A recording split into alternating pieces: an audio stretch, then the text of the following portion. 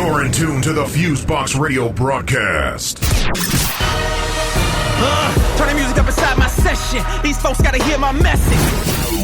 Bringing balanced black radio to the masses. All right, everybody. 1 2 1 2. What's going on? You are now in tune with the syndicated FuseBox Radio Broadcast, bringing the balance back to black radio since 1998. Whether it's on your FM dial, internet radio station, favorite website, or via the wonderful means of podcasting and all of that.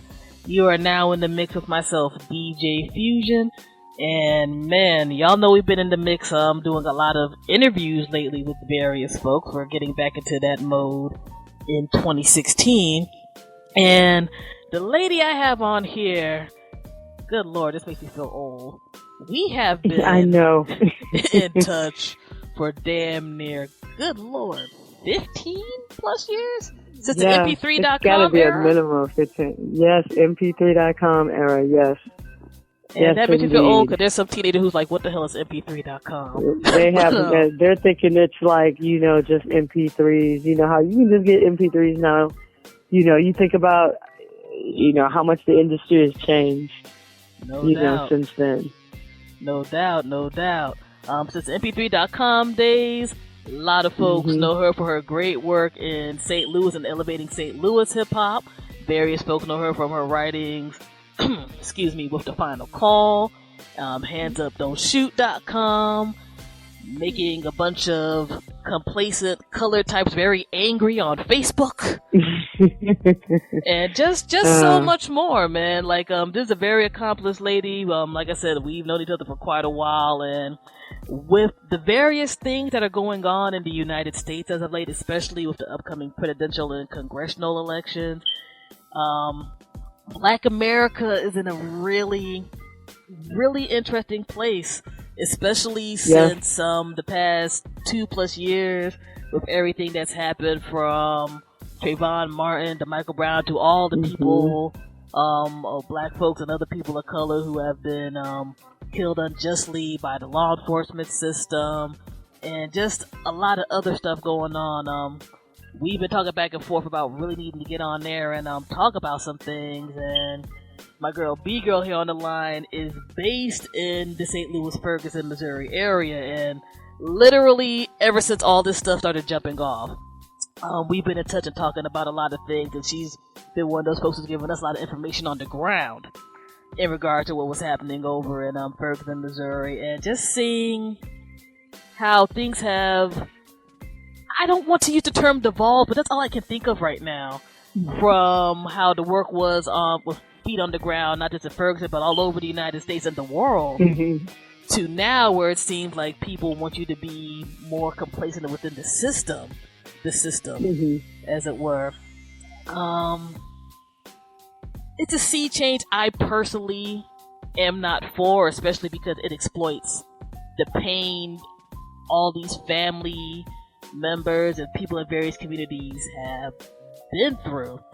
And with B-Gyrl and my private conversations, some of the stuff that's happening, we've made the sad joke of we need to be able to pick lottery numbers the way that we can pick some of the foolishness that's been going on. But we're gonna definitely get into some stuff, and first and foremost, let me formally welcome you, and if you want to break down a little bit of your history for the people, that'd be great. Wow, thanks for having me. I'm sitting here, just listening to you and do the introduction, and it just brings back so many memories. The fact that you brought up MP3.com, it's like, oh my God, you went way, way, way, way, way back. Yeah, I got to pull out my arthritis medicine because that made me feel old. Yeah, like, man, shit, you totally showed our ages right there. You know what I'm saying? Wow, and then just, everything else you were talking about, from the hands up, don't shoot to, what did you say? Agitating people online? What was that? Well, both agitating and aggravating some various peoples. If you look at some of your pages, yes.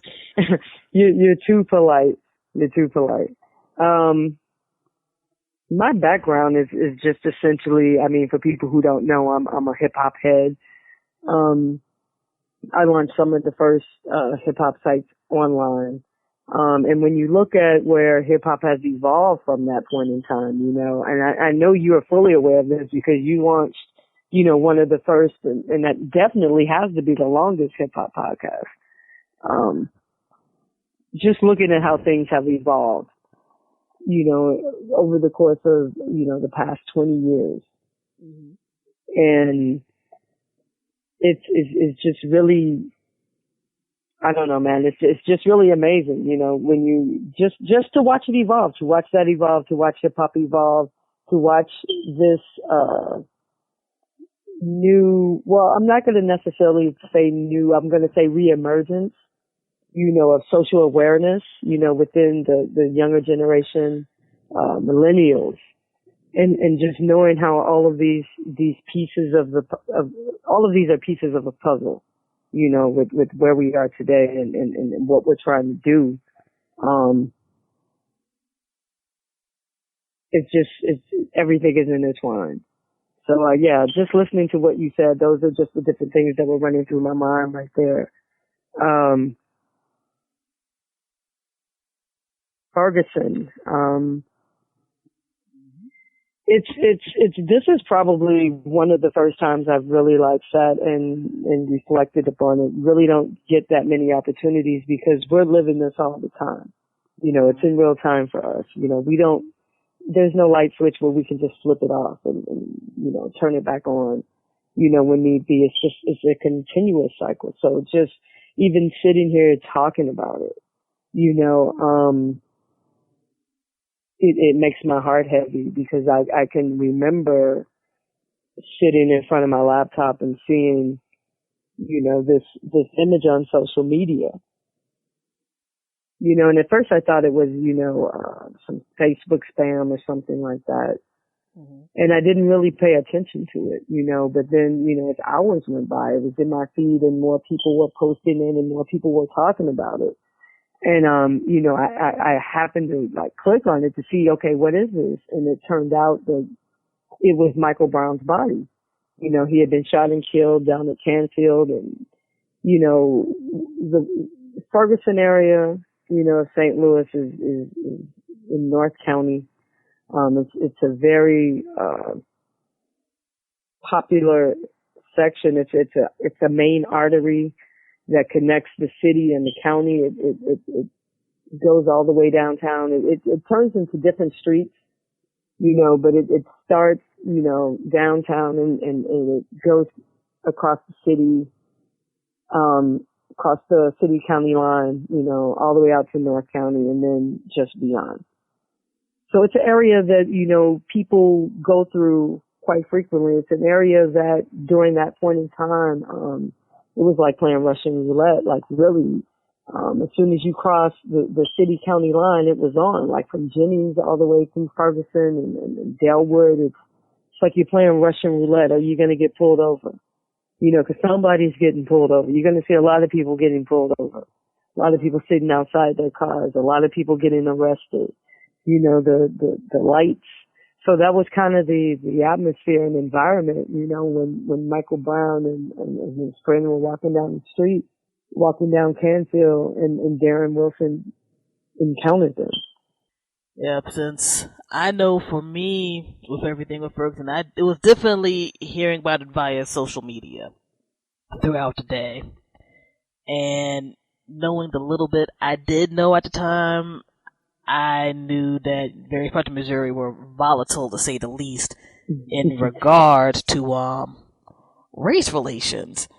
And I think because we are in this instantaneous social media age, and unfortunately being able to encounter good and bad immediately when stuff happens, the rage was palpable, especially since mainstream media took their sweet time talking about this horrible incident. And you're seeing, at least from my end, from where I am currently in the DC metro area, I was seeing more information about what happened with Michael Brown and Ferguson from international news outlets and people who were on the ground and, indie streamers and stuff like that, than I did turning on ABC, NBC, so forth and so on. And I think it was over a few days, and it's like, what is going on right now? And then, us seeing that these, outside media people were being harassed to the point where a lot of press freedom organizations had to get in people's asses about stuff with, saying that you had to be this far away to talk about stuff, and having tear gas fired on them, and God knows. Snatching them up out of McDonald's, just. Mm-hmm. And I think they had a no-fly zone for a minute, too. Do. Yeah, man, and they did that. And it's like, why is nobody talking about this really exactly loudly? But then now you look at what the area is. Total violation. Total violation, of the Constitution. Just blatant. Right there, and no one does anything. And you look at this, and unfortunately, we know everything that has occurred with the quote-unquote justice system, with Michael Brown's case and things that have happened all over the United States. What I have a curiosity about, especially if you have your feet on the ground and seeing that some people got very mad at you reporting what was happening with your feet on the ground down there. I'm curious, from your viewpoint, what was it like to have people coming in from different places into Ferguson with good intent, or what we're going to get into later on, not so good intent? Like when you started having the massive people come down there. We were out there weeks before, people started coming. I think people were waiting to see, what was going to happen. I think, like the nation, the whole world was surprised, because these are not images you're used to seeing, and they were very reminiscent of, the images that were coming out of the 60s, on steroids. So, when people came initially, there were so many people that were coming out, you didn't even know these people were really not from here. You just figured, they were people who lived on another side of town, or, you don't know everybody. You know what I'm saying? You can live in the city and not know a lot of people in the county, and people in the county and not know a lot of people in the city, and live on a block and not know people on the next block. So you don't know everybody, so, I could speak for me personally, just, when I would encounter people and, you get to talk to them and things like that. What sent up red flags to me was seeing how local people were deferring to these people who were, and it was like, just people I knew. Like people I've been in the trenches with, I would say, in terms of, I would say we were all on the same side of fighting for, the advancement of just the black situation in St. Louis. So to see those people, defer to people you don't know, and initially you're thinking it's a situation where, okay, we're all going to network, we're going to do this, we're going to make it happen, because you're thinking that these people are, from here, and you find out very quickly because they become really cliquish and it's really secretive, and you just see a lot of like red signs, and then you realize immediately these people are not from here, because once you get them on your radar, you can you can tell pretty quickly that they're not from St. Louis, and then at that point, like I said, it sends up a red flag, because it's like, okay, then who are they?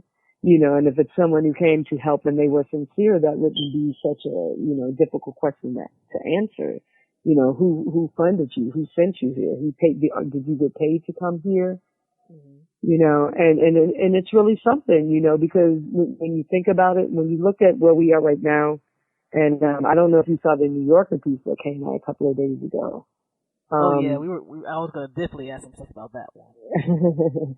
Yeah, but buried in that piece, they were talking about one of them got like $500,000 to write policy for policing in California, and I'm just like, based on what? Coming to Ferguson for a few days? You know what I'm saying? We were out there getting tear gas. You know what I'm saying? We are the ones who brought this issue to the forefront. So you're telling me someone can come here for who's not even from here, has no ties here, has no organization here, can come here, bring a caravan of activists, and people who work for special interests. We don't know who all these people are, and they can meet with, a handful of folks, and the next thing you know, they have a $500,000 grant, and that's one grant from one company. Now, this is something I definitely wanted to get into, and you actually perfectly segued into that. Now, when people are coming in from outside places and what have you, I think one of the things a lot of folks don't know or might not necessarily be parsing from all the talk of Black Lives Matter right now is Black Lives Matter did not originate around that way. That's correct? Yes. Black Lives Matter did not originate in Ferguson.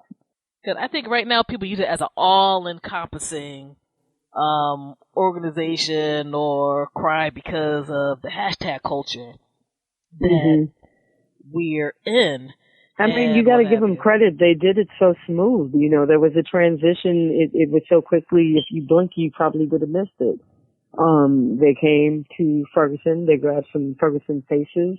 They elevated them. They put them in the limelight. They anointed them. People in St. Louis, I'm not going to say people here fell back. People here didn't really even know this stuff was happening. We found out on the news like everyone else when they were like, these are the leaders of the Ferguson protest. What?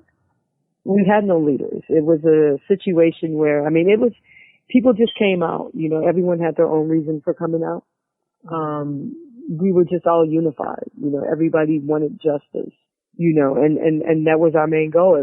There was no division. There wasn't this rift between the elders and the youth, gays or straights, well off and less fortunate. We didn't have all that. We all fought as Black people in St. Louis. And that's actually another good point that folks brought up, because one of the things, and this is just me, I don't know if you're going to agree or disagree, that I kind of see right now with how everything, I think, spun off from Ferguson, and unfortunately, I think left Ferguson in the background at the end of the day, is that when you've had people get, I guess, elevated / anointed to mainstream respectability, or at least mainstream, here are these Negroes right here who are going to talk about Black people stuff with things. Oh, definitely. Is that it almost feel like there was more of a division right after that happened, because you started noticing talk with people. Yeah, like you started having people talk about, there's a different, there's men versus women, there's, heterosexual versus homosexual, and a whole bunch of other stuff. I'm just there like, you didn't hear that before. Right, and see, that is the moment when Hands Up, Don't Shoot, I'm not going to even say transition into Black Lives Matter. It didn't transition. Black Lives Matter hijacked, our movement, and they threw their branding on it. And, one of the first things they did was create a rift between the elders and the young people. Because, the elders, they've been through it. They know the traps. They know the things to look out for. And so that was one of the first rifts, they had to create and then exploit. The second rift was the whole, male versus female, because it went from Black Lives Matter to specifically Black women's, Black women matter, and then it went to, Black, transgender, Black gays, and then they broke it down, so many different ways. We were no longer fighting as, Black people. We were no longer united. Now it's all these little factions, of folks who weren't even from here. So not only did they take the emphasis off of Ferguson, they created these rifts. And another rift they created was like within the religious community. Because there were people, when the issue was just all of us being Black, then you don't have to worry about, how people, like one religion may feel about, sexuality, and things like that. You don't have that issue. So why would you create that rift? No doubt. And speaking of the entire part division, one thing I really wanted to talk about with you was the shift that happened from the grassroots portion of the movement to what now just seems to be a non-profit commodification of the movement.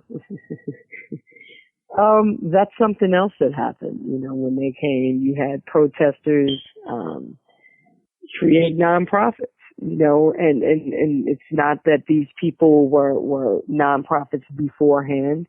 They became nonprofits afterwards. And once they became nonprofits, then they could solicit certain things.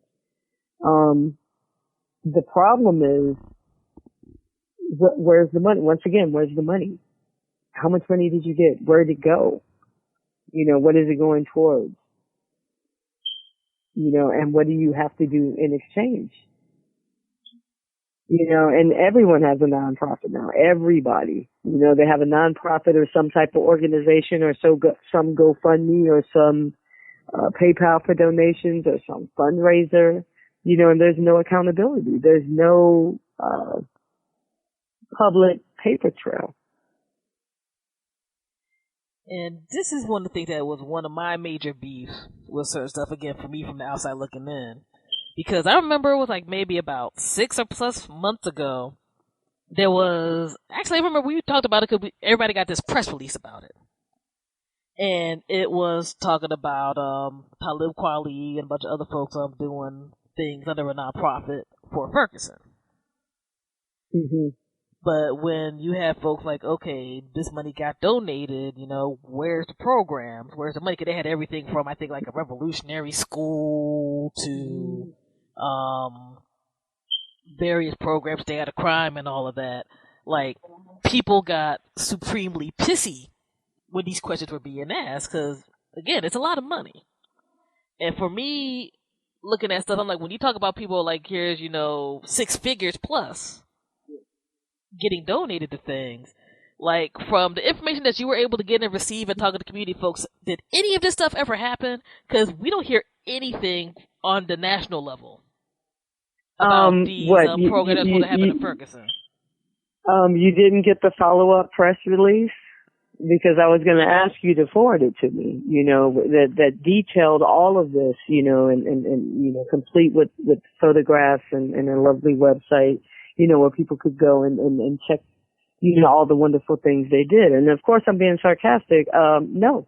And if you look at the original, if you look at the original Indiegogo campaign, it specifically states that the money was supposed to go to, to protesters. They need money to live. They need, legal fees. They need our help. And it went from that to, funding these various organizations and people who were on his committee, and then he also mentioned a school for protesters what really stuck out to me about that is like, you were not here. You were not the spark for this. You know what I'm saying? You may deal with a handful of Ferguson movement folks, who are part of this, coalition of people, who were down, but you, how are you going to teach people to protest? How are you going to teach people something you don't know? And, once again, no transparency. There's been no transparency, at all.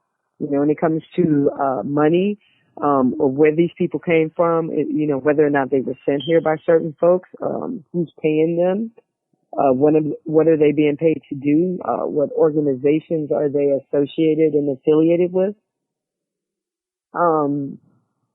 any type of political alliances.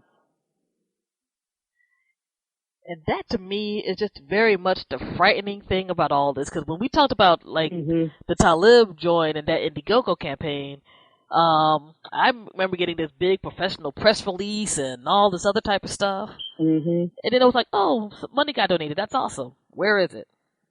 Dead silence, or you're being against black folks because you're asking questions. I'm like, I'm not being against black folks because I'm asking questions.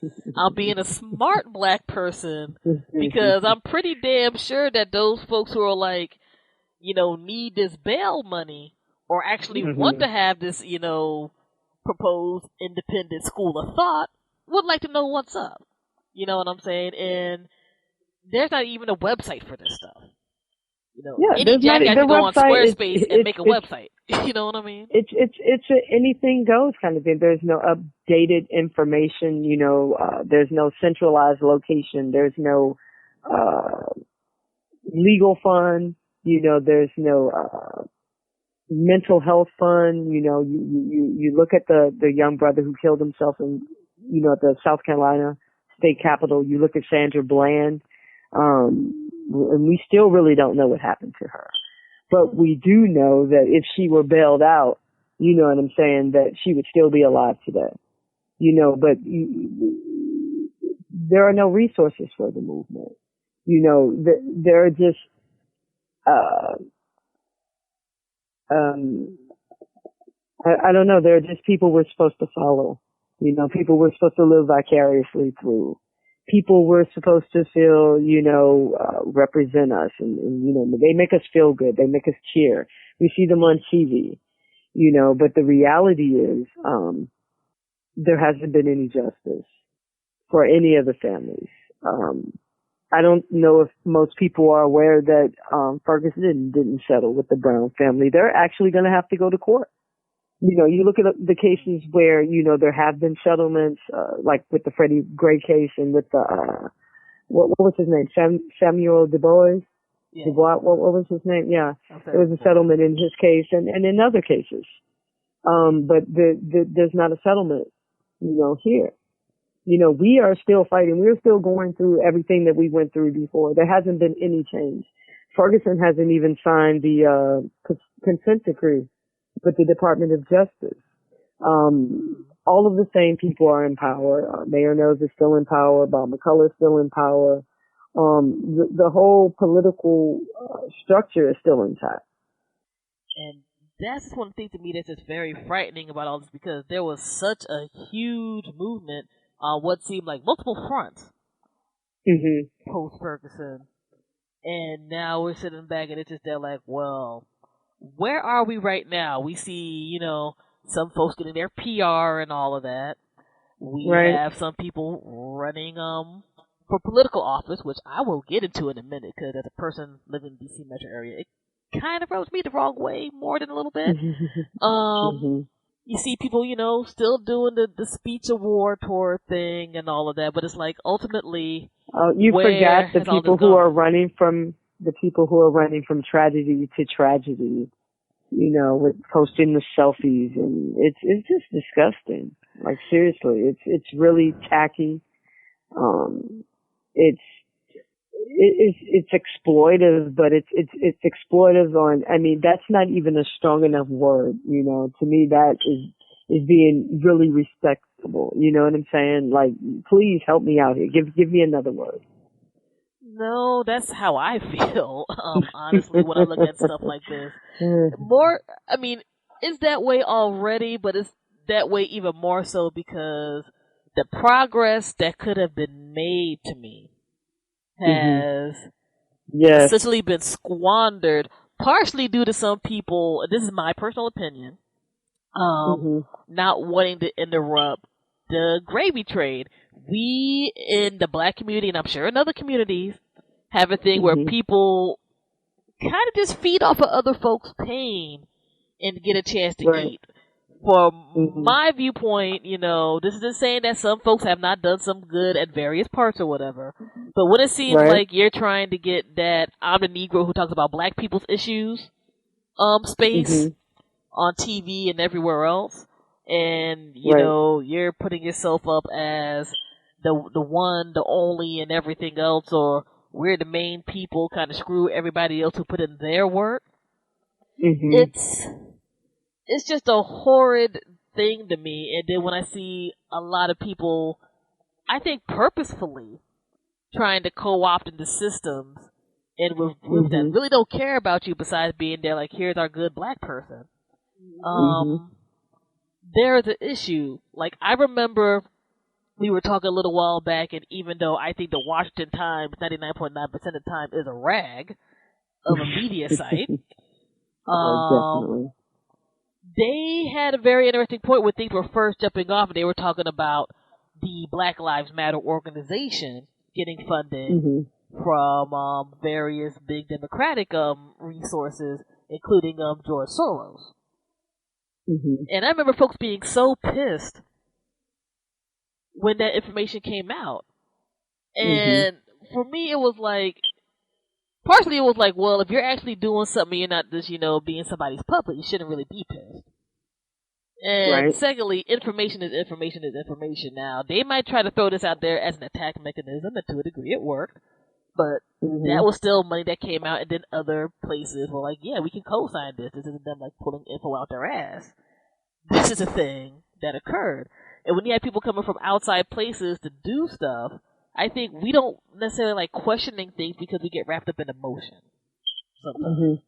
Like, here's a black person, they're doing their thing, that's awesome, and that's cool to a degree, but not when you're not getting a lot of stuff done. And I think ultimately, again, from the outside looking in, when we look at Ferguson, the bit of information I get is just like, it still looks like Ferguson's on some fuck shit. Pardon my language. With things. Yeah, not seeing a lot of, well, we're not going to, I guess we're going to agree to what the Justice Department said. As you said, they haven't even signed everything officially yet. There's still, trickle of stories we get from, outside folks where I'm like, it still sounds like people are getting fucked up around Missouri in general. Oh, definitely. Definitely. There hasn't been. I mean, that's the whole point. There hasn't been any change. There's been a lot of, there's been a lot of putting blackface on the issue. They've trotted out a lot of different, new black officials, black interim police chiefs, new black city council members. And just, it's amazing to me because all these new black people and Mayor Knowles are still in place and they can't stop them. They don't have the power to stop them.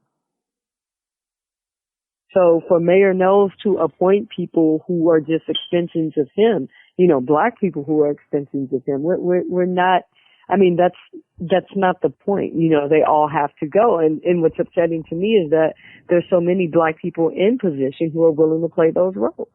And I don't know, again, to me, that's what it just looks a lot like to me, is that you're having, chocolate faces still push the same garbage and nonsense all over. And I mean, it started early on in Ferguson. The first thing Ferguson did was hire a black publicist. Actually they hired a white publicist and then they got rid of them because everyone was saying, oh, they got the white guy. So then they hired a black publicist who happened to be a guy who killed a black dude. I guess he couldn't find any other publicist who hadn't, any other black publicist that hadn't killed a black dude. I remember that craziness, like, really? Okay. That was like, wow. And then immediately after that, they, inserted Captain Ron Johnson.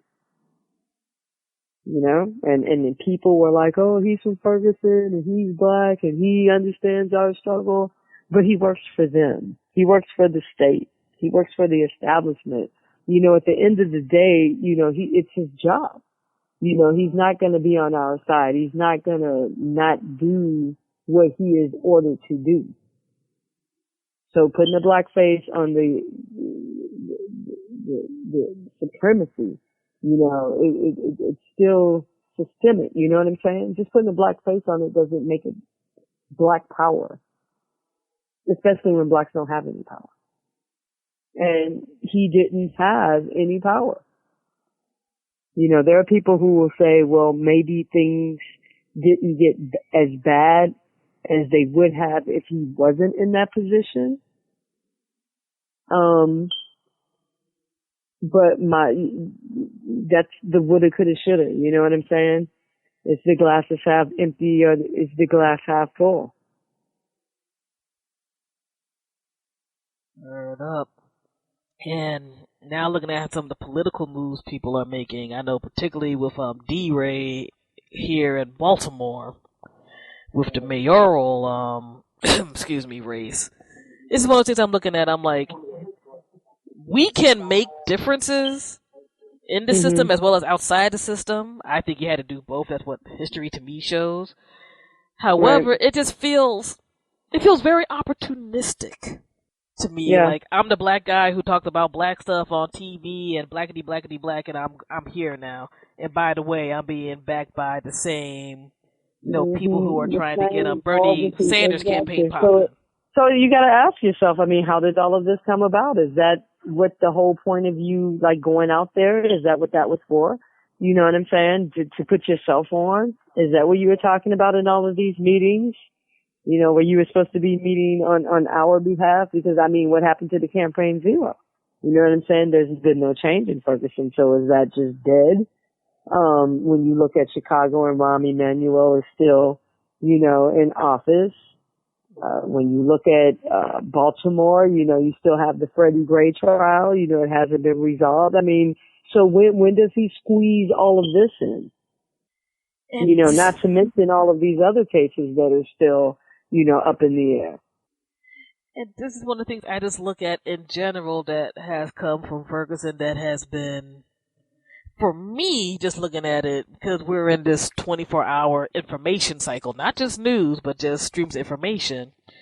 You just got to sit back and just really, really critique things, because I know if I feel like Ferguson has been left behind, Baltimore has been left behind,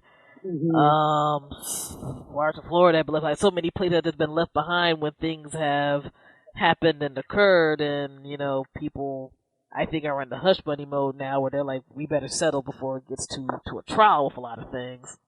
It's like, I'm sure money is better than nothing, but that somebody's life is gone. There's still systematic issues going on within law enforcement in all of these various communities and all throughout the U.S. Like, what do you think, I should ask, would be the ultimate catalyst to change before we get into a few other joints? Because right now, from my viewpoint, nobody's really doing it right. Like, we get the pressure and things in the street, but like, what's up after being in the street in terms of putting pressure on folks to make change happen? Well, first, I think what's going to happen is we have to change our way of thinking about a lot of things. Because until we change our way of thinking, we're going to continue to do the same things over and over and over again. And that's where we are right now. We are literally living history repeating itself. The second thing is, like, I mean, there are some people who get it. They see, everything that you described, and they see everything that we've spoken about. And the people who get it, they've got work to do. We got work to do, and they understand that part of that work is building our own. Whether it's the media or renovating, our communities. I mean, just strengthening us as a people in whatever kind of way. Regardless of what their contribution is, their individual contribution, but everyone pushing towards advancement and things like ownership. Because the problem is we are bargaining from a position where we don't have power. That's why we don't get anything, because we don't have power. We don't have anything to leverage. So we don't get anything. That's the first thing. The second thing is an understanding that, we have to have a long-term strategy. Yes, it's going to be like a process, baby steps, but, progression nevertheless. We can't just focus on the battle right now. We have to prepare, for future battles. You know what I'm saying? Because they're switching it up on us all the time. They're switching it up on us, and a lot of what's happening, on our end and the things that we're suffering and going through right now is everything is like self-inflicted. We're doing this to ourselves. They're not winning in the PR war and all of that because, they're that much more savvy than us. They're winning because we are defeating ourselves. We are, subjecting ourselves to a series of of like self-inflicted wounds, you know, and look at where we are now. That's a consequence of that. So it's going to take a variety of things, and there isn't like one set solution. You know, there isn't one fight. We're going to have to fight on many different battles. But the main thing, like I said, you know, from jump is we have to change the way that we think. We have to be more strategic. You know, we have to be more, it's like playing chess. You know, if you play chess, you know that it's not about the moves that you are making. You know, it's about what you are distracting people, you know, distracting your opponent. You know, you're setting them up for the kill. You know, you're 2 or 3 moves ahead, you know, of that piece that you're moving. And so that's what's happening to us. We're so focused on the piece that they're moving, you know, we're not looking long term.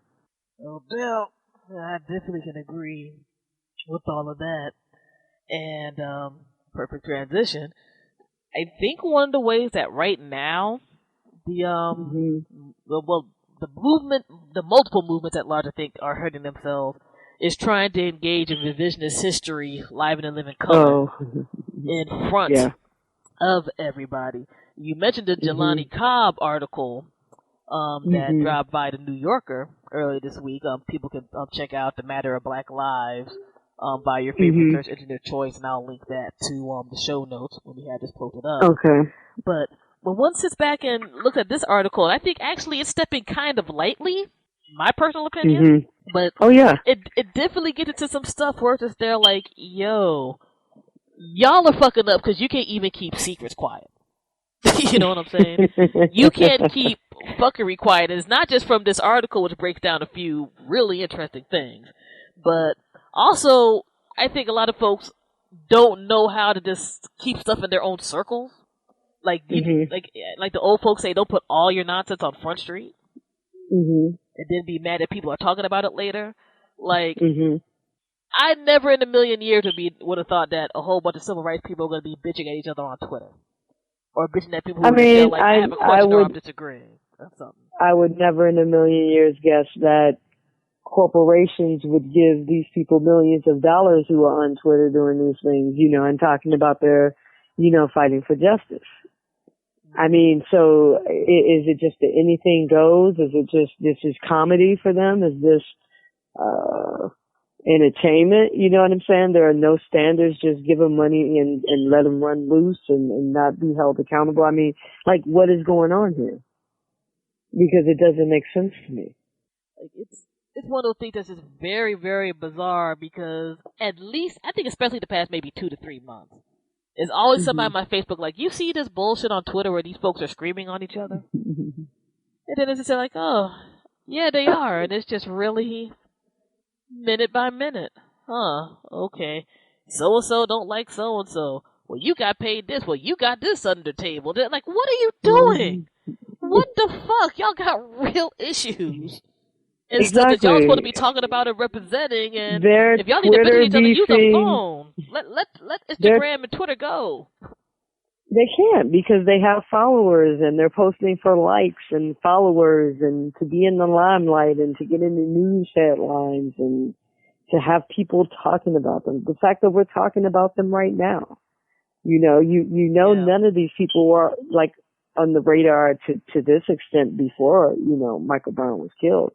Before they started talking about Ferguson, you know, so now they're just, you know, really out there and they're milking every moment. And like, here's the thing, like, there's definitely some people that, from my studies, I have a side eye from beginning to end. There's some people I think who got caught up in the mix, who were doing some stuff. They just got swept up into an entire wave of press PR and a way to eating. Yeah. And might not know how the hell to get out of it. And more, because I think some people might listen to this conversation and be there like, y'all is just the fuck out everybody, and of course they'll put out the what the fuck you do type of shit. It's like everybody has their stuff they do, okay?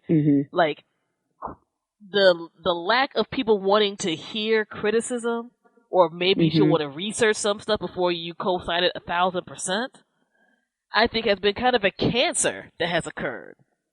Yeah. Since Ferguson. I think nobody wants to be there like, well, shit was shitty at Ferguson. Well, it's like we know stuff was bad at Ferguson. This is why we need to actually critique what's going on in a positive way and in a constructive way to get stuff going on. Because, I mean, I know when that article came out with New Yorker, you had some people just automatically screaming and la la la la, I don't want to hear nothing. Mm-hmm. And this was like the surface stuff. It wasn't even the deeper stuff, like, let's say, for some people who know how Teach for America and stuff runs, that D-Ray gets some pretty big backing from those cats. You know what I'm saying? Yes. And you know how people look at things with like charter schools and all other types of stuff. Like, things get kind of weird. It doesn't necessarily mean these are horrible human beings, but we can't get to a point where people can just do revisionist history and you don't question stuff when everything is out on Front Street. Like we talked about offline, it's like all these tweets where people are screaming on each other are archived at the Library of Congress. You know what I'm saying? Yeah. And, you know, if you really just feel bored one day, you can probably sit down and search out this stuff and be there like, wait a minute. Nobody's saying you gotta be an angel or perfect. Nobody is. But there's some really weird stuff going on under a banner that is supposed to mean something that you don't want to get watered down, period. You know, in general, not just for your community and stuff, but for these other situations that are coming up, like I brought up at the beginning with all these elections going on. Because people right now, I think, are looking at the Black Lives Matter scenarios and contingent as being, here's how I can get me some votes. Here's how I can get some support. But if that seems unstable, then where are black people right now? In terms of having their leverage and their power, and whereas black people goes other groups of color, go other marginalized groups. In terms of how civil rights push and stuff goes on. And, like I said, a lot of people saw the article in the Medium that was published by the Medium. They talk about, well, Black Lives Matter was actually supposed to be for people to network. And it's like, wait a minute, what? Yeah. Like, you don't got to be a historian to be like, that wasn't really how it started. No one said that. Like, where did you say this ever? When you were on the news and you never corrected anyone who called you, you know, referred to you as a leader. You didn't make that distinction. You know, there was never this distinction. As a matter of fact, you used the fact that they labeled you a leader, you know, to solicit millions of dollars. You know, and the only thing I can think, like me personally, is it's got to do with just not wanting to be transparent about the money. Because people are asking questions about the money. A lot of people are digging. Unfortunately, it's the conservatives who are digging, because these are like the media darlings of the left, you know, in the Democratic establishment. So it's people on the right who are coming out with this. And yeah, you don't have to agree with their rhetoric or anything like that. But I mean, there is some truth in what they say. I mean, at least if nothing else, they can point you in a direction where you can form an educated opinion for yourself. And I think that's ultimately what people fear in general, is like independent-minded people, period, much less independent-minded black folks. Because one of the things that I'm pretty damn sure is going to happen post this interview, like what happens with most of our shows when we get into certain stuff, is that, why are you talking about that? That causes problems. No, there's already been fucking problems. We're trying to figure out why they're occurring, how they're going to go. I mean, there are a lot of problems that people aren't aware of because they just see things, you know, at the surface. You know, they don't see what's going on beneath the surface. They haven't peeled the layers back. I mean, me personally, I've gotten, you know, so much pushback from different people, since August the 9th, 2014. I really try not to get into, you know, debates with people who were not there. You know what I'm saying? If you weren't there, it really doesn't matter to me what you think. Because at the end of the day, you're talking about secondhand, thirdhand information that you got. You know, you weren't there to see for yourself. I was there. You know what I'm saying? And it was a lot of other people who were there. And the reason these people are standing up is because people need to know what happened. I mean, anyone who takes offense, I mean, they can do the research for themselves. What they need to look at is, I mean, these issues are still happening. You know, this could happen in their town if it hasn't already. You know, they don't have to take my word. They can talk to Baltimore activists, the same ones who are, you know, questioning D-Ray right now. They can talk to, Ferguson activists. They can come to Ferguson themselves. They come to West Florissant and Chambers. Put that in your GPS, you know, and come talk to people in the community. Ask them about any of these people. See if they even know who these people are. You know what I'm saying? Because that's how far removed, you know, these people are. I've had people say things like, I thought you were, you know, at first I thought you were jealous, you know, that's why you were, you know, so angry, you know, in your criticisms and the things that you post. Yes, I'm angry because I was there and because I know this happened. You know what I'm saying? And because I know for a fact they did these things. You know what I'm saying? So yeah, I'm gonna be angry. You know what I'm saying? It's like if you were there, like if you witnessed someone running from your house, you know what I'm saying, and they stole some of your stuff, and you see the person running with your stuff down the street, you know what I'm saying? You're not going to be like, oh no, they didn't do it, or you're not going to like not be angry when you see that person. You're going to be upset. So I mean, just this whole I don't know, where people feel like what I'm supposed to prove something to them. I mean, what did these people prove to them? You know what I'm saying? What did they prove? How were they vetted? You know, they don't know D-Ray. People don't know D-Ray. They don't know these sisters who started Black Lives Matter. They don't know them. They just see them on TV. You know, so for people to say, who am I? Who are they? You know what I'm saying? Who were they when they came here?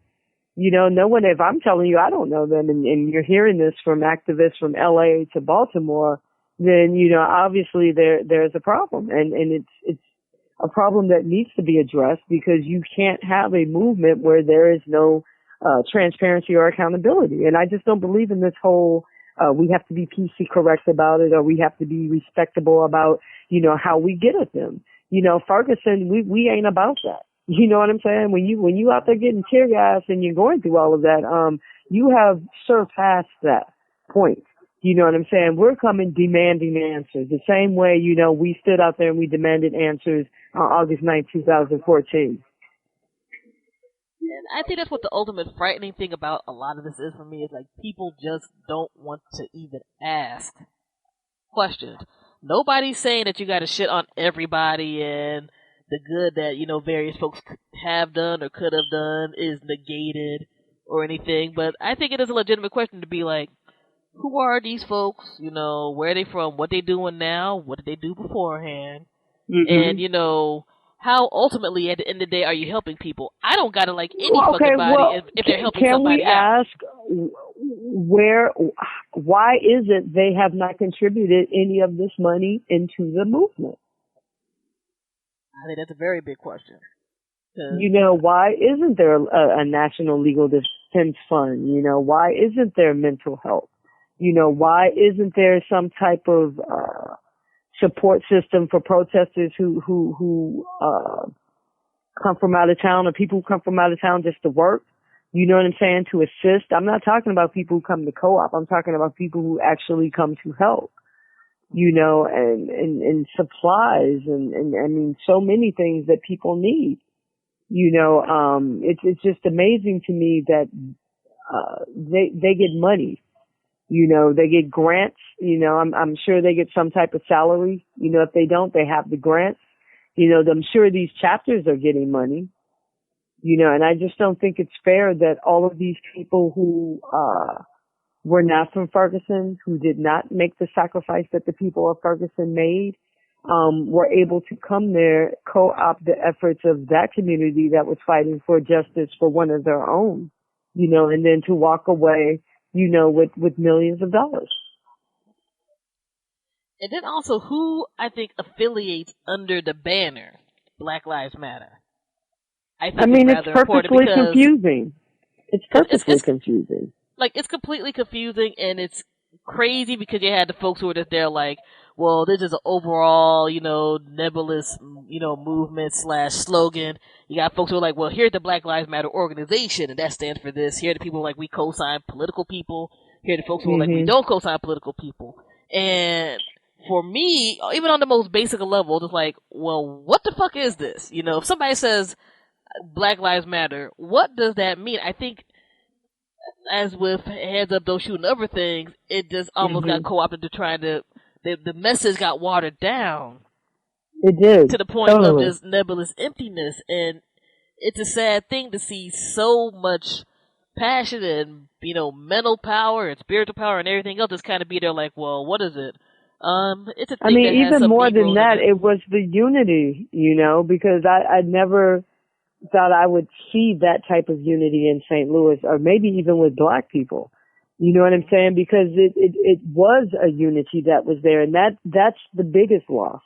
There was unity. There was, people just were out. You had gangs, who were, Bloods and Crips, working together to protect businesses. You had, it just didn't matter. You know what I'm saying? None of the division, we didn't have any of those divisions. That didn't happen until Black Lives Matter came, and it was just really unfortunate, that a handful of St. Louis folks, just completely, compromised the movement for their own personal gain. And you see the personal gain, whether it's fame or, books or, speaking engagements or, prominence or access, jobs. And that's the entire strange thing about all of this to me, because even people look at the New Yorker article, they straight up said, well, half of these folks who, y'all look at in terms of Black Lives being quote unquote Black Lives Matter don't officially belong to an organization chapter. And as we talked about earlier, the seat of where a lot of this stuff really started jumping off in Ferguson, Missouri in general, don't have a chapter. Right. And it's like, well, how does that exist in St. Louis? And it's supposed to be I'm going to tell you why, because of everything I just told you. They cannot come to St. Louis. You know what I'm saying? The article in the Atlantic also mentioned, one of them had to cancel an appearance speaking at Webster University, for fear of safety, and that was, I don't know. Fear of safety. Safety issues, and they were kind of implying like something with Campaign Zero, something Netta or something. I don't know, but my thing is like Netta is on thin ice herself. You know what I'm saying? So no, they can't have a chapter here. They can't come here. That's the question people need to ask themselves. If the people of Ferguson are so happy with Black Lives Matter, why are they not welcome here? Why would they be getting, these threats? What would make Ferguson turn on them? Could it be everything I'm saying? Yes, it is. Unless you just don't want to believe it, you know what I'm saying? That's the thing. I can't make people believe something they just don't want to believe despite evidence. Everything we're talking about is you can verify it very easily. You know what I'm saying? You can go to handsupdon'tshoot.com. You can go back to Post, all the way to August the 9th, and you'll see, just from the media analysis, some of the tweets and different things that we're starting to storify, so that we could connect the dots. You could go look in these people's timelines, these people who are now trying to act like they don't know each other. They don't know what happened with the money, and this person is not part of this, and all of that. They weren't saying that stuff, a year ago. They were all buddy. They were all on the gravy train, And speaking of Campaign Zero and all of that, since you now just made me think of that. You hear Black Lives Matter, you hear Campaign Zero, you hear all of this type of stuff. From your viewpoint, are any of these folks able to actually are doing stuff down there or walking the streets down there? No. No. Again, all you have. I don't know. Okay, I'm gonna tell you this. I'm gonna tell you like this. Go to their social media and see if you see photos of them, down on West Forest and they're down in Canfield. see if you see D-Ray being embraced, by grassroots activists who have been fighting the battle, in Baltimore while he was out doing whatever he wanted to do. You know what I'm saying? Like people who sacrifice. These people, their own words and tweets and social media. I mean, their own work. I mean, they discredit themselves. So, I mean, unless you just really want to believe the illusion, you know what I'm saying? I mean, it is what it is. Whether you choose to accept it or not. I mean, these things are happening, and they're happening in real time. And it's just very, very bugged out. And right now, some people caught feelings of us saying this last week. I'm like, I feel that a lot of these parents and families and other folks in general who are just going through some real genuine pain because things are like so fractured and disorganized with various organizations that on some level are supposed to represent various parts of Black America. It's like we have presidential candidates like, playing like a fucked up game of Pokemon, like I gotta catch them all, in terms of I need to have these Black people say that they're co-signing me. And I had to have these other Black people saying they're co-signing me. And nothing is getting solved with that, where you got some folks like, well, I got, Eric Garner's daughter. Well, I got Eric Garner's mama. You know what I'm saying? I got the Martin family here. I got this here. I got this person who says they with Campaign Zero, semi kind of sort of co-signing me on Twitter. I got this other person saying they're doing this. And I'm just there like, ultimately, it feels like we're back to step zero. We're still trying to get mainstream America, aka white America, to love us and accept us, and to maybe, hopefully, one day in the future, treat us like we're more than 3/5 a person. And for me, it is like extremely outraging and just angering me, because we're seeing it live and living. I'm like, y'all ain't even trying to play the game cute right now. You know what I'm saying? You're not being slick with it.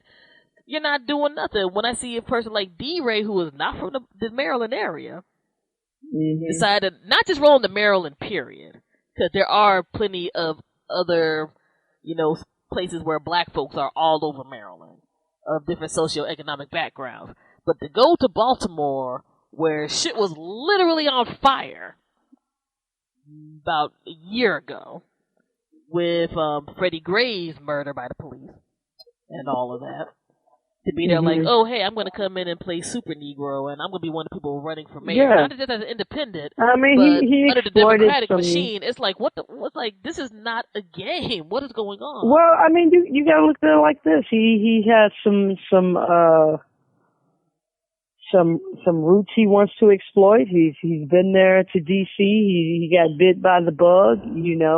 Baltimore is a hop, skip, and a jump away. He believes these people who, are paying him. That's what's happening. That's what's happening. They're paying him. It's just bugged out. You have that, and you have these folks doing their arguments via social media, mad loud, like we talked about earlier, where it's like, you're giving people meat to prey on you. Like, even if you have the world's best intentions, you're like, yo, I'm going to go hard, I'm going to do this thing. Because there's nothing wrong with trying to do stuff on multiple levels. But, like, when you have people, like, arguing back and forth with Sean King, all of a sudden it's like, Black Lives Matter leader argues with Sean King. It's like, what are y'all doing? I mean, I know I'm saying what the fuck a lot, but it's like the only thing I can think of that really encompasses. I mean, think about the exchanges. Think about the exchanges between Ferguson, activists and protesters and members of Black Lives Matter or Campaign Zero. It's like people act like Ferguson doesn't even exist. You know what I'm saying? We are still very much the ground zero. We are the resistance.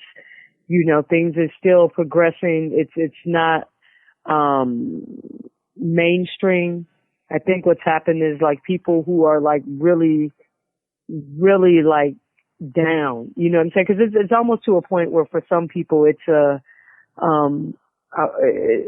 pride thing. You know what I'm saying? A lot of people learn, tough lessons. People got used. People had, their trust betrayed. They had the loyalties betrayed. I mean, so to go through, the protest and just the trauma of all of that, and then to be exploited, and some of these people in such a public way,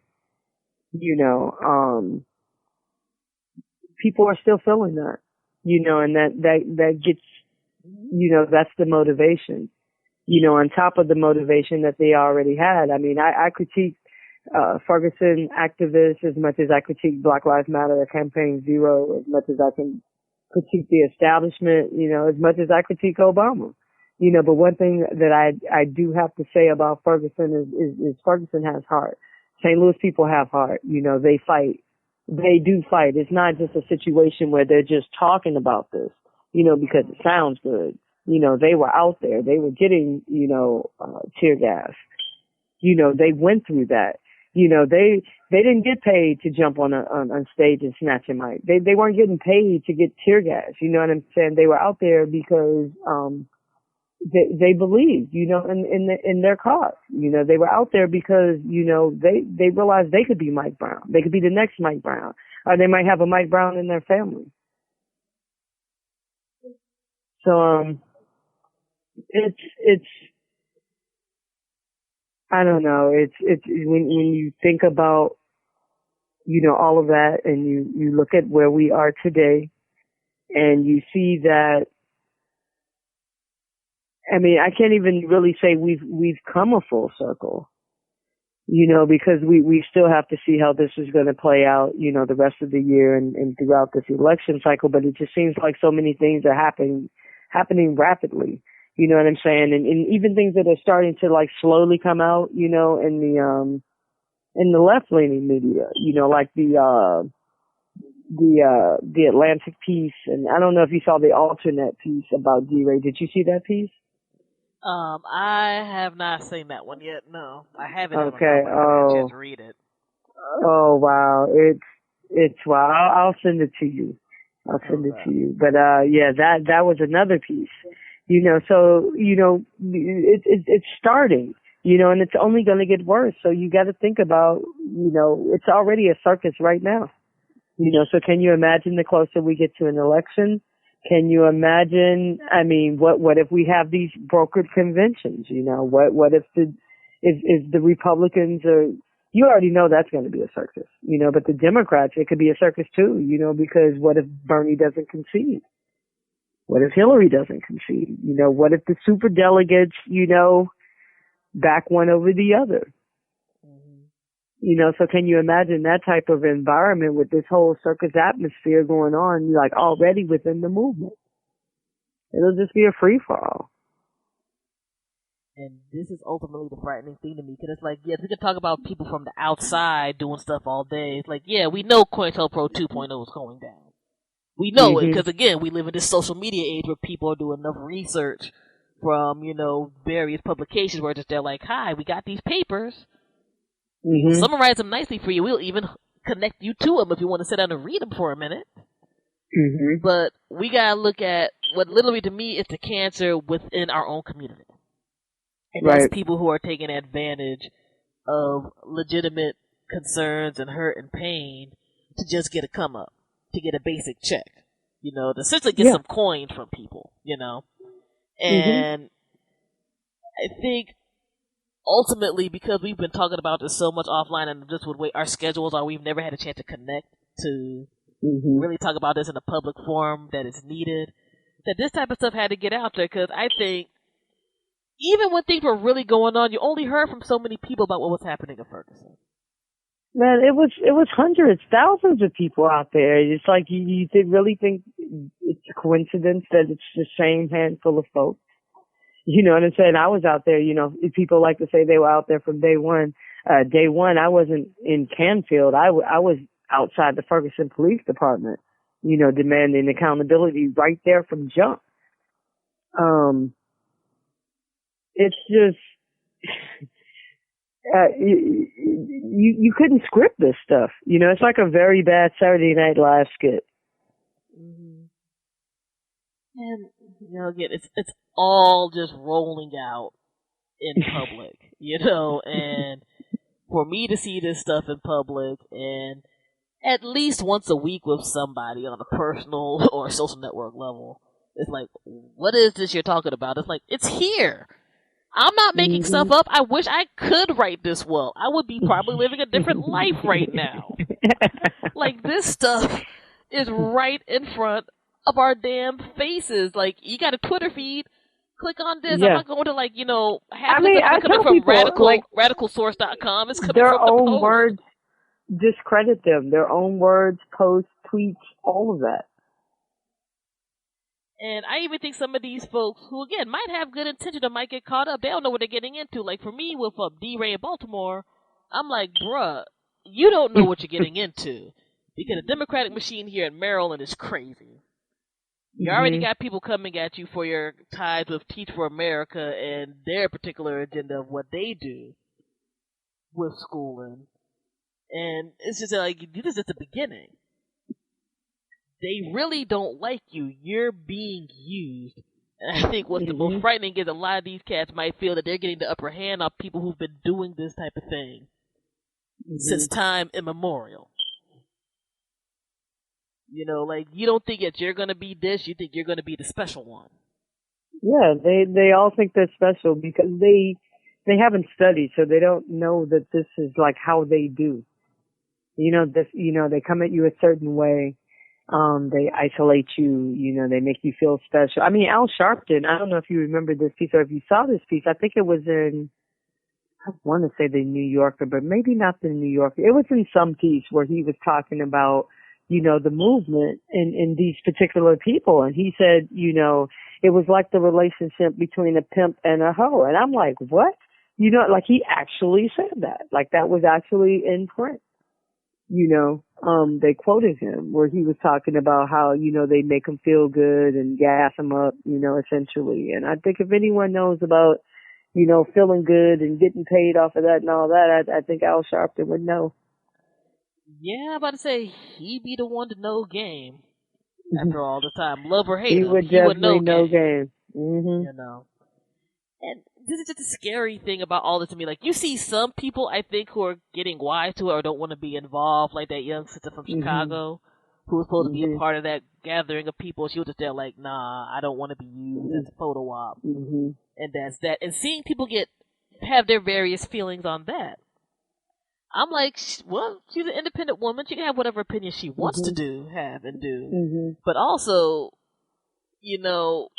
let's say, even if everything goes with the best of intentions, what does that mean ultimately at the end of the day?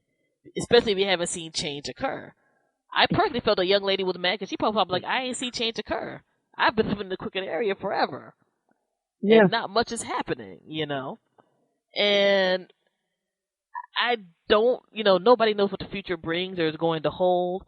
But I think it's a little frightening to see people already kind of get into a settled-in mode. Like, well, the second Al dies, that TV spot is mine mode. I can make money just talking and speaking forever. Yeah. And it's I don't know, it's just a very unnerving thing to me that, if nothing else, feels disrespectful for all the folks that have passed away, period, much less the past few years, and much less from the origins of everything with Michael Brown's murder in Ferguson. But I got ranty, sorry. But yeah, it's just a strange thing, and I hope, with the feedback that you gave and everything, that, some folks are listening, and that we can make some change, or at least let's get some real transparency out there, yo. Like, let's not have this thing be like a damn money pit where nothing goes anywhere. I mean, you can at least have the money say where it's at, and if something succeeds, it succeeds. If it fails, it fails. But let people know. Don't keep taking. It's almost like you're taking advantage of people's good intentions when you do stuff like this. And eventually, people get mad, or you just don't got the money. After a while. I mean, I think the insult on top of the injury is how they played it. They flip it and try to play the victim role, to escape accountability. And it's like no one's personally attacking them. No one's attacking them personally. It's not about, class or the sexual orientation or anything like that. It's about, where's the money? You know what I'm saying? They have to understand they were not elected to any type of leadership position. You know, they can say they were invited into Ferguson, but you can't say that without saying who invited you. I mean, I know the masses of folks didn't invite you. I know the masses of people who are out there marching and everything did not invite you. You know, I would like to know who you met with, who told you it would be cool to come here and co-opt our movement and, you know, rebrand it and take these Ferguson faces on tour all over the world and take the attention off of Ferguson. You know, I want to know. You know, I'm sure everyone would like to know. You know, and who are the people you came here with? You know, why did they come here? Why was it important for them to come here when Ezell Ford, I mean, he had just gotten shot and killed in L.A. I mean, if police brutality was such a pressing issue for them, I mean, that was their opportunity right there, you know, in their own backyard, you know, and they could have marched down to the streets and demanded transparency and accountability, you know, and work for there. They didn't have to come to Ferguson unless, you know, they had an intention, you know, in mind, you know, beforehand. Yeah, man. I think that's something that I think it's going to come out on its own, actually, in time. Yeah. I'm hoping sooner than later because, quite frankly, I think a lot of folks need answers. But I'm hoping it's not going to just make everything that legitimate that people have been talking about just get pushed by the wayside. Like, look at these crooked Negroes. Ignore the fact that people are still getting killed and beaten. You know, having their assets taken for no reason via asset forfeiture, and you can still harass a whole bunch of people and what have you. Because, you know, look at these folks now where you would just say, hey, I'm black, my life matters, let me beat you at a Trump rally. Or something like that. Just because of, you know, and it would be aided by nonsense that might come out from these various individuals and organizations. Ooh, I'm scanning this Advocate article. Man, listen. Yeah, that article is, Yeah, more ranting on the show. I see. But, my scanning is definitely bringing up one of the annoyance points we talked about earlier, where it's just there, like, why are you being more divisive in an organization that needs unity? Exactly. I mean, and that right there should tell you that there are other, you know, interests, other motives. You know. And this does not mean you can't represent yourself or whatever else, because I do know there's a whole lot of a thing going on with, you know, sexism and all other types of stuff, but I'm looking at this, I'm like, there's a heavy spin. But you don't have the right to co-opt the efforts of a community because you have a cause. You know, you can't, you don't get to do that. And essentially what happened is, like, you know, they co-opted our movement, and then it's kind of like it became the black, gay, lesbian, transgender, you know, movement, you know, which is totally separate, you know what I'm saying? Because under the struggle for black liberation, you know, from systemic racism, there is no distinction. You know what I'm saying? It's not like they're going to say, you know, I don't know, if the Klan came, they would be like, well, you know, the black women are cool, you know, but the black gay women we're going to kill. You know what I'm saying? Or you know, the black gay men we're going to kill, but we're going to not kill. It doesn't work like that. You know, so the one thing we should do, especially when you look at the issue of something like police brutality, we should all be united. You know, there should be no division. We need all hands on deck. It should be black people are being killed. Innocent people exactly, are being period, killed. in the discussion. Exactly, period. You know, and the fact that it isn't, and it's all these other things, and it's, why? You know, why? And I think that's a legitimate question, and I think it's one of the ways that people are being used. I personally believe it's people being used. I don't necessarily believe it's folks just trying to, like, fit in where they can get in terms of the intersectionality hustle. Whereas if they're like, yo, you should be like, these people are getting killed. I don't give a fuck who they like sexually. They're getting killed. Exactly. You know what I'm saying? I don't give a fuck who you like in bed as a leader. As long as you're being a leader, then Hooray! If you want to represent that part too, I ain't mad at it. It's not hurting my Well, feelings, I'm but it's not supposed to be there like my whatever, thing, whatever. You know. What's upsetting to me is, I mean, the hypocrisy and the contradiction, and you can see it because for them to insert themselves in the positions that they did within the movement, and then come out and say that, you know, it's about black women or it's about black gays or transgender, you know, or whatever. It's like that's not represented. I mean, the numbers, you know, that they are in leadership position is not represented, with the community that they claim to serve. You know what I'm saying? I mean, percentage wise, like the majority of black people are not gay. So how can you have a movement where the majority of people in leadership, you know, for this black civil rights movement, you know, are gay? And you can't just say, well, you know, gay people's, and I think I read this in the Medium piece, or maybe it was even in the Atlantic piece, or it could have been in both, where they were saying that, works or efforts by, you know, gay black activists have been erased. I don't necessarily believe that they were erased. I think that people, when you're united, it just doesn't matter. Do you understand what I'm saying?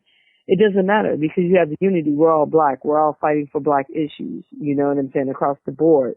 You know, black people didn't oppress gay black people. Black people, you know, didn't have the power to say whether or not they could get married or get on their loved one's insurance policy. We didn't have that type of power.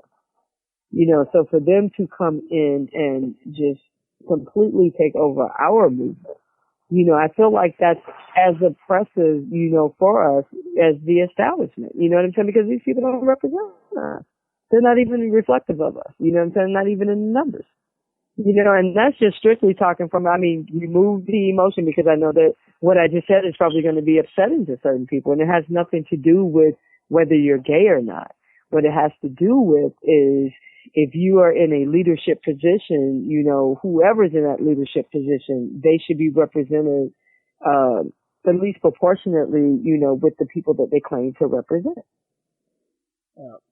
My thing on it is pretty basic where I'm here, like, you are a black man, you are a black woman. If we are at the point where sexuality doesn't matter in secular society or whatever have you, then, you know, you should be like, look, I'm just here for black people. You know what I'm saying? Exactly. There you go. I don't care where you are. I'm here for black people. Yes, I myself may be A, B, C, D, or E, but it's about black people. I don't have to be, you know, separatist about, well, because I'm this, I want to represent black people. This more, because nobody is doing that when you're on the street. You know, a black trans person can get shot as easy as a black homosexual, as easy as a black heterosexual of any sexuality. You know what I'm saying? And that's why I was like, I personally feel that some of these folks are being used more in that regard, because while we've been talking, I've been skimming this Advocate article. I'm like, somebody is pushing something that you're not aware of.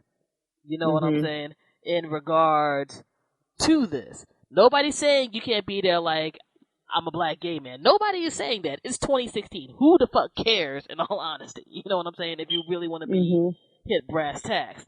But it's like, why is somebody trying to push that aspect of things more than your overall cause?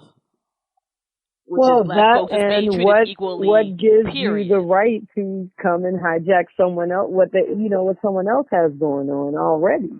And what gives you that right in general? What gives you the right to even necessarily say I'm representing black gay men on this level? Exactly. You know, where I'm like, that's not my angle of stuff or whatever. That's not what I represent. But I'm like, I'm sure there's some folks who are just there like, you're representing what I'm representing. Or I don't know enough about you to say this, even if you got, you know, mad Twitter followers or if you're on TV or whatever else. Like, I feel the frightening thing of all this is that ultimately some of these folks, while they're getting good things from all this, might just be clueless about when that bottom drops. Because let's keep it really honest, and I think that's one of the things we got to look at, post-Ferguson too, is however we may feel about President Obama, that era is going to be over by January of 2017. And a lot of these concerns that have come out in the public, for good, bad, or indifferent, I don't really trust the other presidential nominees when they get to see the power to pay as much attention, even if it's just surface, as President Obama and his administration has. And it's one of those big reasons why I'm like, we really need to get shit together. We really got to get shit together, because if we feel that progress was minuscule after 8 years where there was actually a black American president who at least on some level cared, you damn sure ain't going to get it with anybody who went to the G.O.P. I don't give a damn who they put in there. And with Hillary or Bernie, they may have some care as general human beings, but they're not going to care as much as another black person. So people got to get their shit in line and get their stories in line, and at the very least, get mature. With what's what. And also, I think ultimately one of the big lessons of Ferguson, from my viewpoint from the outside looking in, is local work and collectivization has to happen. You can't depend on these cats, who are on the TV screens all the time. I think sometimes we fall into that trap of celebrity, and the folks who have fame are supposed to take care of us. That's not how shit works. That's not how it's ever really worked. Someone or the elected officials, like they're our moms. It's like this infantile, relationship or something, where we have to wait for someone to do for us. I think we have a lot of power, and I don't think we tap into it nearly, as much as we can to make it beneficial for us. But I think, a big part of that is that, look at all the things that we experience every day. Just systemic racism, just the trauma from that, to live in this country, I'm sure black people have, post-traumatic stress disorder, that's been passed down from generation to generation. So on one hand, you're just going through it all the time, you know what I'm saying? You don't really have time to even think about things on a certain level until bam, it slaps you in the face. No doubt. I think one thing we got to get out of everything is it's good to react to stuff. You're going to have to react when bullshit happens, but you can't be just purely reactionary. And that's what we are. We're for the most part, it's a reactionary type thing. We react and we got to get out of our feelings. We got to stop being so emotional, and so easily controlled and led astray, by our emotions. And just the whole engaging in symbolic action. I'm not really feeling that part of the movement, especially the symbolic action that is designed to, bring individuals, into prominence. It's just too much of that. We got all these little movement celebrities now. This person is famous for climbing and snatching a flag down. This person is famous for snatching a mic. Come on. Yeah, I think it's just a want to have somebody publicly out there all the time, which I think is, if you got the power to put a message out there that other people don't, I think that's cool. You know what I'm saying? But they're not the only people who can do stuff. Like when I saw people tripping about the Beyonce. Sorry. No, I was just going to say, like, we have to get beyond that to doing things that will change our circumstance. Because I think right now we're doing a little too much celebrating, a little too much of the easy stuff. You know what I'm saying? That stuff is really easy, but it doesn't contribute to changing our circumstance. We have to focus on the things that are going to change our circumstance. And then when we work on that a little bit more, then, we probably won't even need symbolic actions, because our very real actions, will have produced results. No doubt. Because, I look at stuff, and we have a society that gets mad when you just do symbolic actions where I'm like, I'm a black person, I'm a human being. You know what I'm saying? Like, when people were tripping over the Beyonce Super Bowl joint. I'm like, y'all do realize this song ain't revolutionary for shit, right? I'm not saying everything has to be by any way, shape, or form. But I'm like, just the fact that people came out like, yo, we're marching out here in the accent like, Black Panther-esque type of shit. And we got some dancers holding a sign. You got people like, holy shit, it's the worst thing ever. Imagine that type of shit. We doing like some hardcore shit in your community and above. Like, everybody's not going to always be out on the street or whatever, but there's multiple ways you can help out your community. And I think when people get to that point where it's like up and down, it's with good intent, that's when the big sea change is going to happen. You got a bunch of organizations who are still using the blueprint that we used in the 50s and 60s to make their progress in the 2000s. Yep. This means we know some shit. You know what I'm saying? We just got to, get back to it and upgrade some stuff. Like me and my partner John had this conversation all the time about that. Where it's like, well, they did some old shit black folks did in the 60s and 70s. Like, yeah, we gotta get back in that motion. Well, we got work to do. We have our work cut out for us. But that's for sure. No doubt. But I think there's people like us and plenty more who, are able to look at stuff from the outside and bring, that nonsense out there as well as nonsense that's happening on the inside and try to purge it out. And that mix of both, I think, is ultimately what's going to make the difference. And hopefully, in a few years, we can talk about Ferguson being better and the United States as a whole being better. And whatever else. And be those old folks who are like, woo, at least it's not as shitty as it was back in the day. Yeah, I think that's what we all want. Now whether or not that will be the case, time will tell. Time will definitely tell. I'm hoping and working for the latter, But we will see. I don't want to be old and be like, damn, I'm in the same shit my parents were on. We just got different signs, But time will tell. Well, I think as long as people are active, you know what I'm saying, that we will continue to make progress. I mean, because people evolve. You know what I'm saying? It's not like we stay stuck, in such a rigid place. People grow, evolve. We spread out. What I'm liking is that,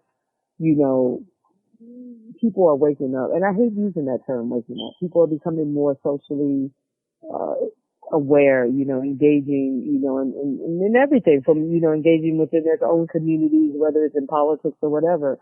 Now, we may not all agree on which one of those is the avenue, that will lead to change or whatever, but just the fact that people are out, trying so many different things. And as long as they continue to do that, I think we have a chance, a really good chance at change, because we're going to go through a lot. It's going to be a lot of trial and error. It's not going to be like one solution. It's going to require lots of solutions and chipping away, you know what I'm saying? Because nothing just happens, like at a snap of the fingers, unless we go to war or something like that, and it totally changes the dynamics of the whole country. You know what I'm saying? Anything short of that, it's going to be something that's going to take time. No doubt. And again, I hate the term woke. I think too many Ashy Hoteps use that term. And they're an entire other conversation for another day. Oh boy, please don't get me started on them. Talking about cancers in the community. But why do they have to be ashy though? Hey man, if you write and you a nice brown and black mentality, you ain't gonna be ashy and dry and just spitting other nonsense. You know what I mean? You ain't gonna do misogyny and blackface. You know what I'm saying? Which is what unfortunately some of them brothers are on. But yeah, I mean, again, they're for another clowns. day. People see my Facebook, they be knowing. And you know what? It's funny to me when guys say. I had someone tell me, I'm trying to think of who it was, they took offense at like, when you call them Hotep brothers or whatever. And I'm like, we're talking about specific types. Who are the types that we're talking about? The ones who embody those characteristics, If you don't embody those, then we are not talking about you. This is why I say Ashy Hotep. Because people who listen to the show know, my brother John beyond the metaphysics tip with certain stuff. And one day he got a little pissed at me. I'm like, let me explain this Ashy Hotep thing to you. And he's like, oh, okay, I get it. I'm like, I wouldn't even be talking to you if you were that dude. We wouldn't have known each other for damn near 12 plus years if you were that dude and I'm just there like, really? Much less even talking on my show. Get the fuck out my face. I don't care how good your music is.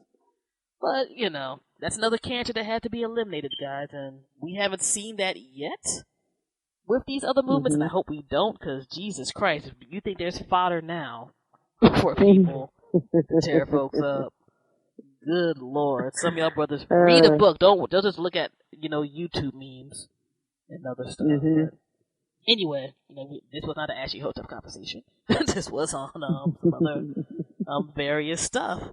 But man, thank you definitely for calling in and doing this interview. I know you're a traveling woman. I know you're busy doing a whole bunch of stuff. I know you fend off a bunch of these nonsense people, at least on Facebook and other stuff, every single day. By bringing the real, you know what? It's stuff. like I can't stop. It's like we're bombarded with so much. If it's not propaganda in the media, you know what I'm saying? If it's not, you know, elected officials or the establishment trying to make some slick move when no one's watching, you know, we also have to deal with, you know, the narrative that people within the movement are trying to construct now.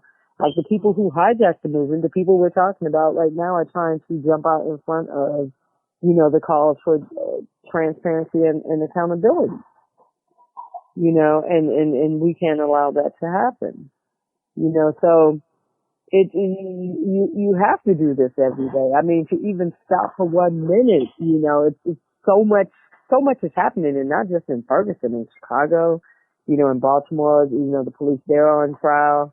I mean, there are things happening, you know, everywhere.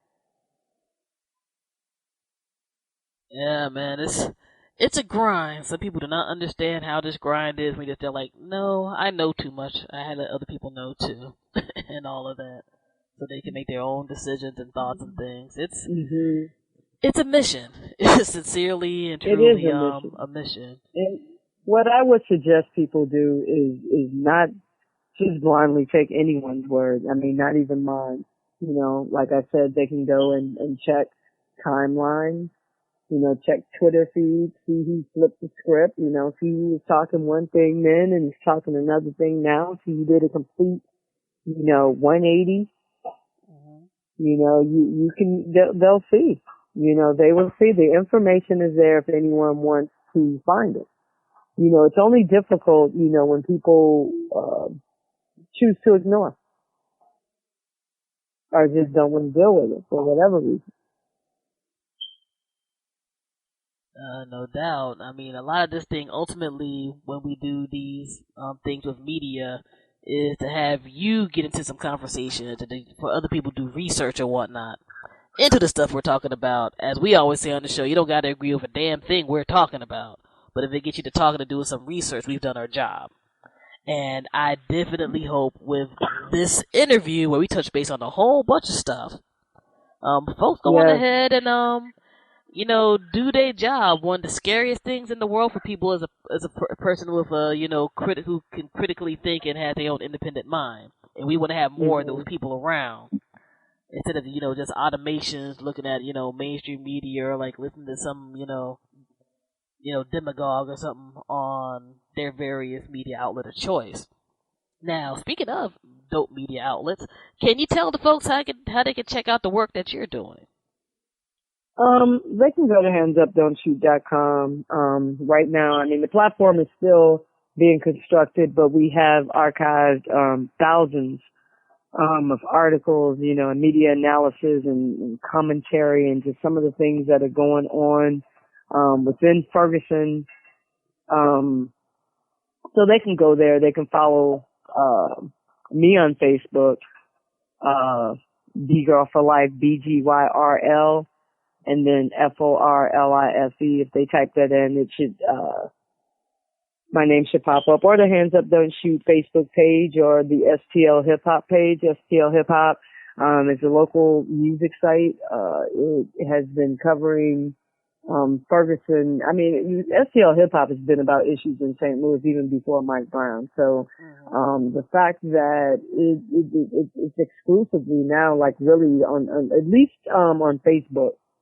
You can get all movement information and things like that. But if you go to the website, I mean, we still have, content from St. Louis and just, throughout the Midwest.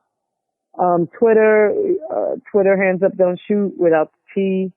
And you know what? I wish Twitter would just allow you to just make your name whatever you want. All these little, restrictions and you can only use so many letters. That's why I don't tweet. I can't break things down in 140 characters. No, I just share stories. I just share stories there that I'm like, if y'all want to see me rant about something, go on to Facebook. Or listen to the show. Definitely Facebook and the website. Okay, cool. So y'all heard it, and y'all will definitely see all the links to these wonderful sites in the show notes once we have this podcast on and rolling. And any other media projects or other stuff coming up? Well, we are in the process of launching, the official launch for Hands Up Don't Shoot Radio.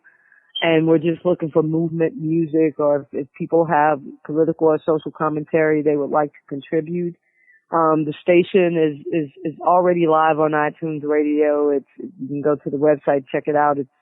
I believe it's on Windows Media, and it's being added to other platforms. So what we're looking for right now is just, movement music, like artists. A lot of artists, are very active. They're very socially aware, and they have something they want to say, and their voices should be heard. All right, no doubt. Y'all heard that here. Don't send whack music. Again, I've known B-Gyrl since MP3.com days, and I know she is not beat for garbagey music. I don't care if you got a message behind it, okay?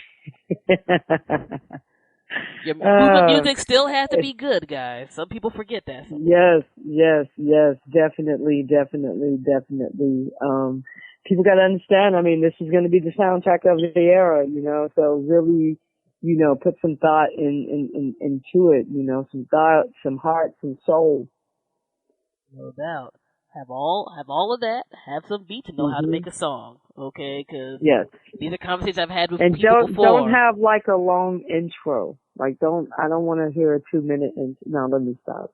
I'm just playing now. But she really definitely check out the station. If you have the TuneIn app, just search for Hands Up Don't Shoot radio, and it's really amazing because when you listen to the station and you hear these songs that are about Mike Brown or Trayvon Martin, or just the issue of police brutality, Ferguson, George Zimmerman, Trayvon, it's like, it's just an incredible experience. Like I say, it just does something for the soul. No doubt. So everybody, definitely check out all the wonderful outlets that B-Gyrl is doing her thing on and all that good stuff. Again, we'll link all of that to the show notes with the upcoming podcast and everything. And definitely, since I know you're always on the road doing something, thanks for taking out time to do this, man. I'm so glad we're finally able to touch base. Finally. And thanks for having me. Thanks for your platform and giving me the opportunity to let people know, what's really happening. No doubt. And, again, definitely thanks for all the support you've given us here at the FuseBox Radio from its very beginnings, damn near. Oh, man, I remember that. Rutgers University. What is it?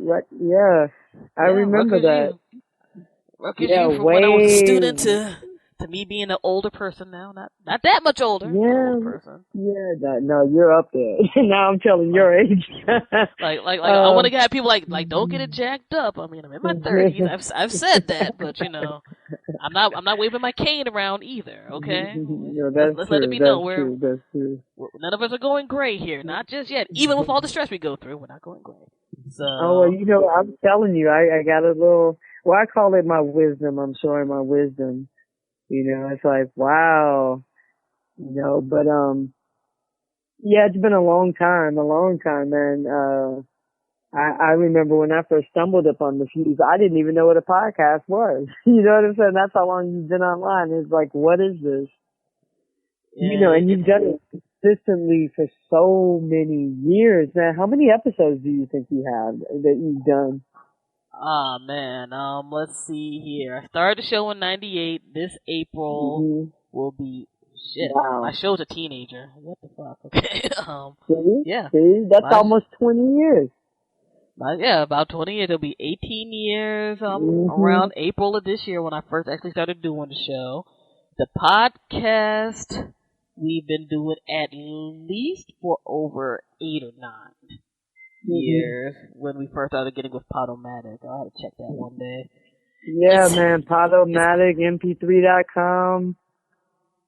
Yeah, we live through technology, y'all. All y'all who think it's easy to do this mess. It really isn't. I mean, I know with y'all, actually. You one of the first people I know who doing independent net radio station. Back in the day. And just to see, that evolved, into the whole streaming Pandora and all that stuff we see today. It was like, wow, what's an MP3 player? An iPod? God damn, that's expensive. Now it's like, what really got me was Live 365 closing. Yeah, that was one of the things that made me feel ancient, because I was there like, damn, y'all been doing this since 99. Holy crap. I know. I mean, my first stations were on mp3.com. And that's really where I would say a lot of my websites, were started. But, the actual like streaming stations, were all started on, live365.com. As a matter of fact, I've only had one station go to number 1 on Live365, and I've had lots of stations on there. I've only had one go, to number 1. In the hip hop charts, they had like thousands of stations, and guess which station that was? And I'm asking you because I know you're familiar with my different sites and things like that, but guess which one? Man, you had like 1,000 back in the day. STL Hip Hop. STL Hip Hop. Yeah, it's really amazing. People, St. Louis has a lot of talent. The problem is, and it's the same problem in other like cities with things that are trying to come up, is just a lack of just knowledge. You know what I'm saying? Because artists, they've only experienced things at a certain level, and they're not dealing with people who, it's not like really a lot of people who have like industry experience at the higher levels, that work with these people and bring them up. And the reason for a lot of that is that a lot of those people who were the innovators were pushed out. So now these things are left with people who just, they're either doing the award hustle, or the performance sell tickets, or, they're not really dealing with, developing artists, and educating them and teaching them and getting them industry ready. It's more like the accolades, Yeah, and it's a sad thing that I think is happening in a lot of areas. I definitely see it where I currently am right now. And Jersey, dear God, Jersey had its own issues that are like bananas, being right between Philly and New York. But local areas are interesting. I know with your work you did in St. Louis, I know you and a bunch of other folks tried so hard. It's just they're like, look, I can't baby you. You know what I'm saying? Either you're going to be about your work or you're not. And unfortunately, a lot of people I don't think are about the work. They're like, I rhyme, I'm supposed to be a star. And it's like there's so much more to stuff than that. Even if you have a quote-unquote hit, there's so much more that has to go on. That's when you see some of these folks who are just like, oh, I hear about an area, you're thinking about somebody 10 to 15 years ago. It's like, no, there's still talent, but it's not crafted a certain way. Even in the current internet age where it's so much more easier for you to distribute your music, put it out there. Speaking of mp3.com, being one of those first places that was like that. But there's so much more competition now, Yeah, but the flip side of that is, the fact that it's so easy to do this stuff and this stuff is so, accessible, everybody's doing it, So everybody's, doing it. People aren't, standing out. People, you know what I think it is? I think right now, because it's so easy and because anybody can do it and because I was going to say the bar has been set low, but in some cases the bar doesn't even exist. that people just feel like this is their own little reality show, you know? You know, them being a rapper or a singer or whatever, the social media presence, you know, YouTube and likes and followers and all of that, you know, Instagram, it's their own private Idaho. It's their own private little, you know, reality show. In their minds, they are the Kardashians, they are Kanye, they are Jay and Beyonce. They're all that. They got everything they got. And that would be cute if they actually made good music and or money. But it's not necessarily I purposely didn't say anything about the quality of the music. You know, if you were at least eating, I'd be like, you know what, this could suck to me because it could ultimately be subjective with music. But it's like, y'all, like, I mean, for me, I don't know. even if you were even if you were whack, if you did your stuff right, you know what I'm saying, I think that you would get to a point where you would at least be decent. I'm not saying that you're going to be good, you know what I'm saying, but at least you can, I mean, listen to the radio. I mean, there's a lot of whack stuff on the radio, so you can't tell me there's not an audience. You know what I'm saying? Somebody may like it, you know, but at least, you know, present yourself as polished as possible. Polished and with home training. Which is yes, home training is very vital. Like, do you know how far you would get if you just didn't act like a dick with some of this music? Just for the sake of me being there, like, I might not like this, but so-and-so may, and if they ask me about you, I'll tell them my opinion, because people know who I am and how I am. But I'll be there like, look, they had some manners. They acted decently and professionally. You may want to give them a chance. And they're like, oh, your music is whack, and you're acting like a rancid bastard. No, that's not how life works. Well, first, they don't understand that, like, a lot of us online know each other, especially those of us who have been around, like, from the early days of hip-hop online. You know, and I don't know, man, this whole sense of entitlement, you know, I walked away, you know, from the local scene. You know, just because it just got to a point where it was like becoming counterproductive. You know, the whole purpose of being in the scene, you know, is create a platform and create an environment, you know, that where artists could, you know, develop, you know, because labels stopped developing artists, you know, a long time ago. Well, you know, an environment where they could, learn, you know, how to be media savvy, you know, learn how to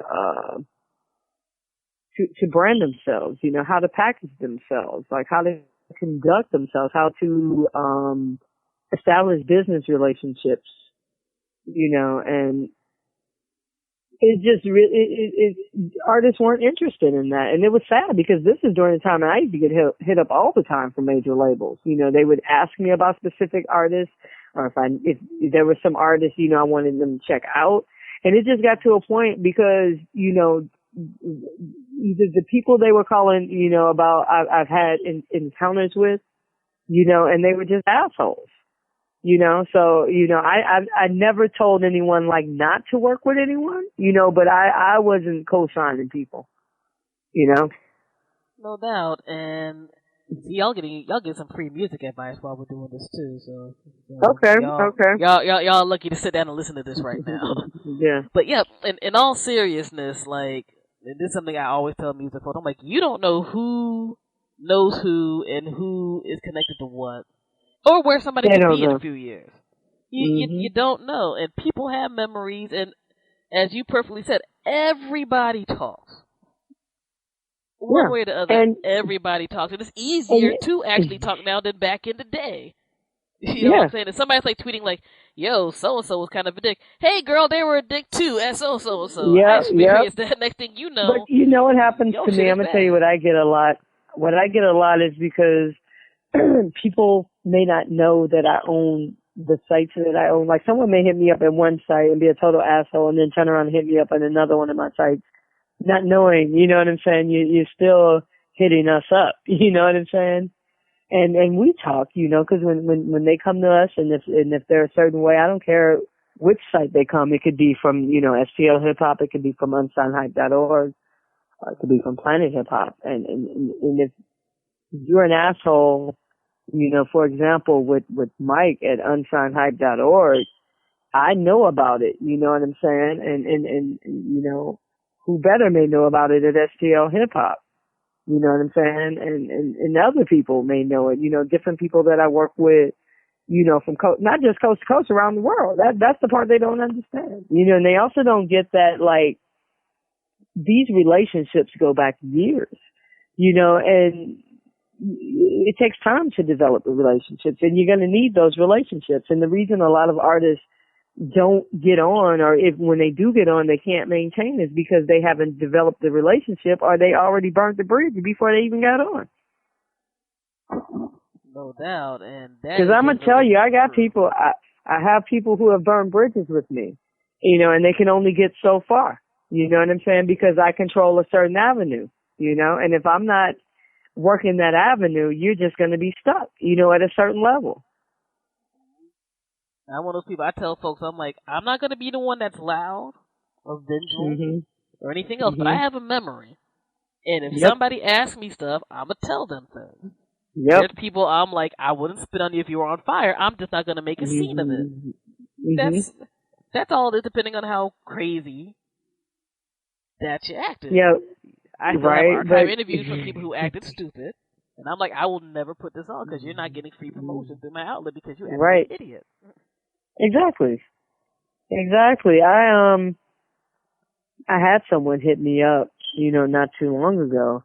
Well, actually, they hit up one of the, I think it was the STL Hip Hop Facebook page, and then they had someone hit me up at one of my personal pages. I think it was my B-Gyrl for Life Facebook page. And, you know, this guy is talking about, at first I didn't even understand what he wanted. You know what I'm saying? I had to get, like, what? And it turns out he's doing something with the major artist, and we interviewed him. He was interviewed for STL Hip Hop, I don't know, girl, it had to be like 7 or 8 years ago, you know, and he wants us to remove the video because he's got a new song coming out with this major artist, and he doesn't want people to be confused. And so I'm like, what are you talking about? You know what I'm saying? Because for one, I mean, nobody's checking for you. You know what I'm saying? Like, you don't have the presence that you think you have.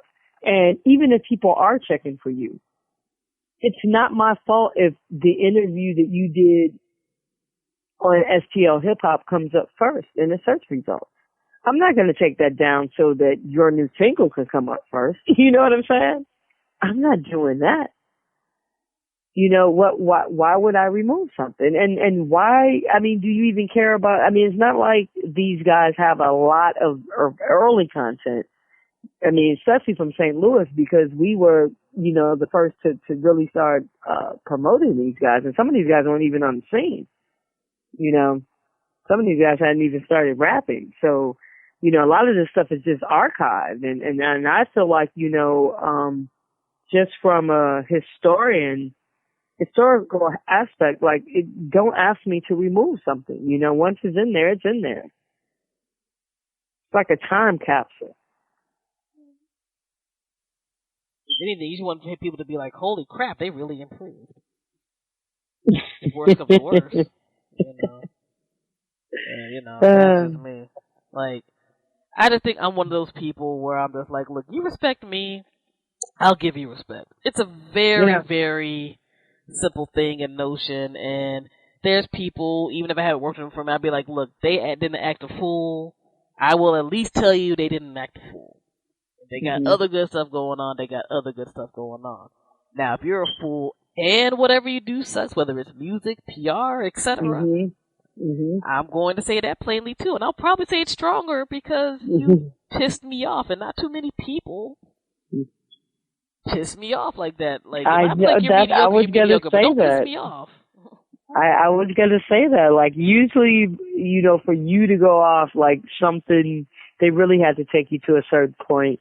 You're different from me because I'm a total spaz, you know, so that's what I do. I spaz out and I have to get it out. And I'm just at a point right now where, like, even to deal with artists at certain levels, I just can't. I don't have the energy to go through the growing pains. And it's not to take anything away from them. It's just to say that where I am right now, I can't go through the growing pains stage. And it's really sad, man, because in the bigger picture, there's a lot of, knowledge that's not being passed down, like from old heads to younger heads. There's a lot of knowledge that's not being passed down as a result of all this stuff. It does get detrimental, because I think you sit there and you try to pass on things, but then you also just get tired. Like, I'm at the stage right now, again, I'm in my upper 30s, where I could talk to various people who are my contemporaries for a few years back to, a few years ahead, and you just have people who just get burnt out. Or it's like, I put in my time, I've done all of these showcases, and I've talked to a bunch of people, and I've done consulting, I've done this, that, and the third, and I've tried to tell people, hey, you should at least submit your music in a particular way if you're not going to listen to anything else. You've been to panels, you've been to hip-hop conferences, local and other type of things, and then you sometimes just get to a point where they're like, yo, you know what? This is irritating, period. Yes. I have other concerns in my life where, me in the past few years, I've had family members get sick of God knows what. I'm like, some hip-hop rugrat is not my fucking concern. You know what I'm saying? And then you just get to a point where they're like, yo, on top of that, with some cats, especially in the hip-hop realm, I don't know how it is in the other music realms to a high degree. I've only dealt with those on certain levels. But in the hip-hop, I'm dealing with all this shit, and I'm not even eating properly. Yeah, that's what makes it so crazy. I mean, for me, it was like, and it's not all about money, but you had that time where you're like, I'm going through a whole bunch of nonsense that if I was consulting with somebody else, I can make major money, because I'm sure you probably run into one or two people like, look, I really see something in you. I'm going to try to help you out the best way I can. But when stuff gets nonsensical, or that PayPal deposit doesn't come in on time, or you don't even get a thank you after helping out people, because some people don't even give the thank yous. Like, you don't want to feel that you're broke and you're not appreciated. Girl, I'm going to tell you, I used to go so hard for St. Louis. You know what I'm saying? So hard. And I've done so many firsts there, and it's ridiculous. But what happened to me is, it's like, people, they take stuff for granted. You know what I'm saying? It's like, they take things for granted. They don't want to support. They don't want to build.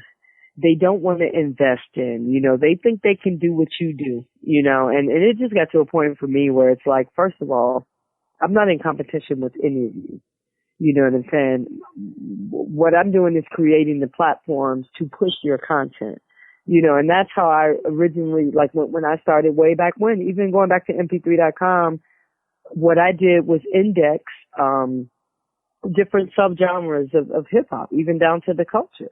I mean, not just rap music. And, that's how my different sites, came about, whether it was B-Gyrl for females or, Planet Hip Hop for international. But Planet Hip Hop really started out as a conscious hip hop site. It still is, conscious.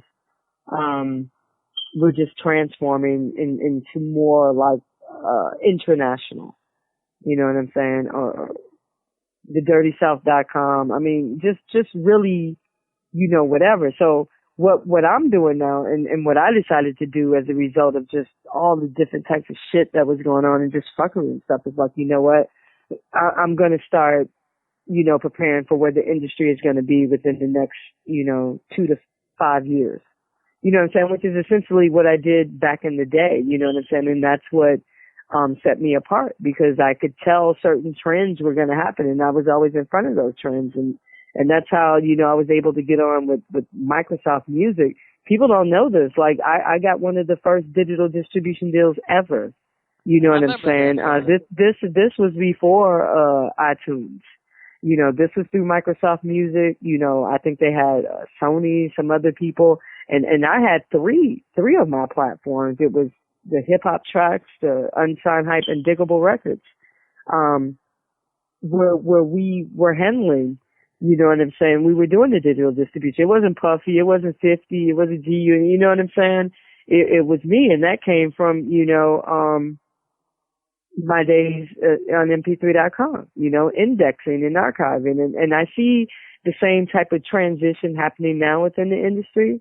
You know, we have all of these different mediums where you know, social media, tablets, you know, all these different apps. I mean, even TVs have apps now. You know, so once again, my job is to create, you know, the different platforms to push all of this different content. Whether you're trying to push it online, whether you're trying to push it through smart TVs, you know what I'm saying? Like connecting, well, bridging the gap between like indies and the techies. You know what I'm saying? You look at the deals that like Dr. Dre and Jay-Z are making.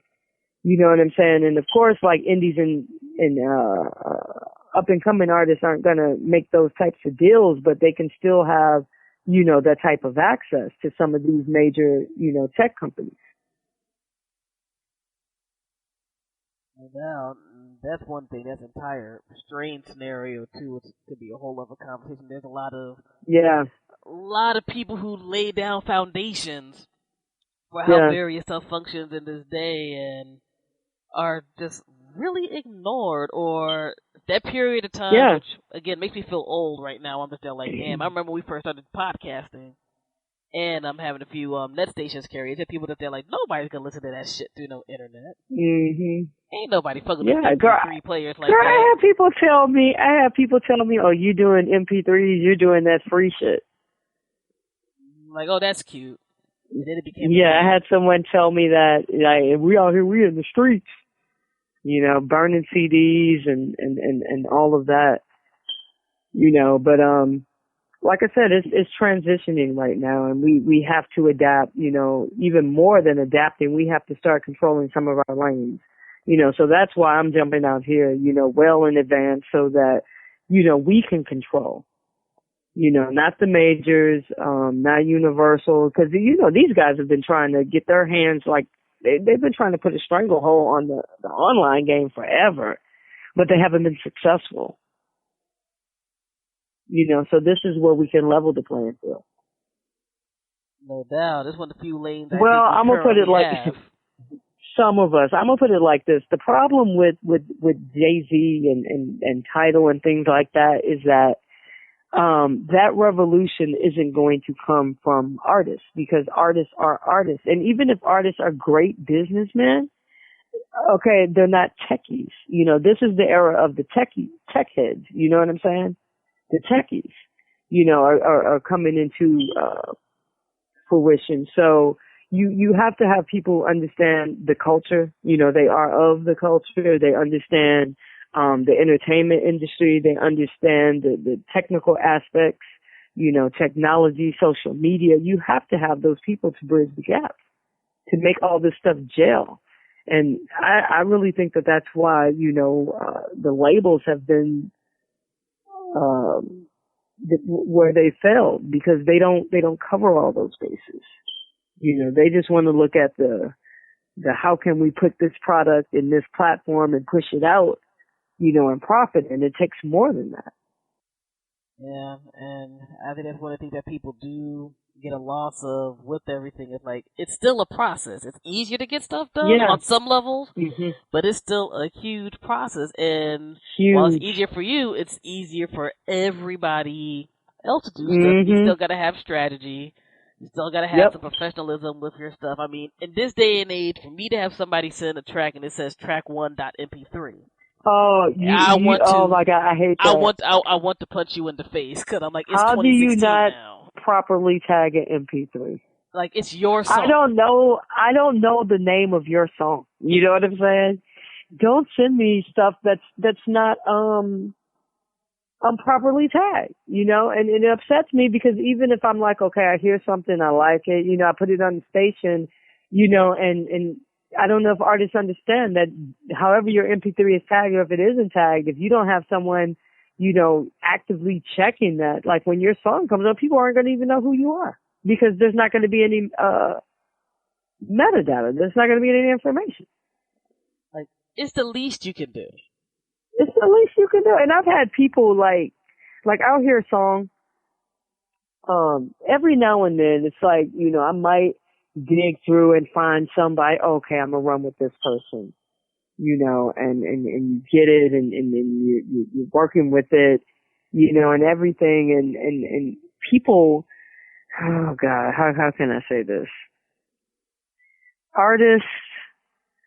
Let me stop, because I don't want artists to think that I'm just like totally ripping on artists, but it's like these are just things that they need to know.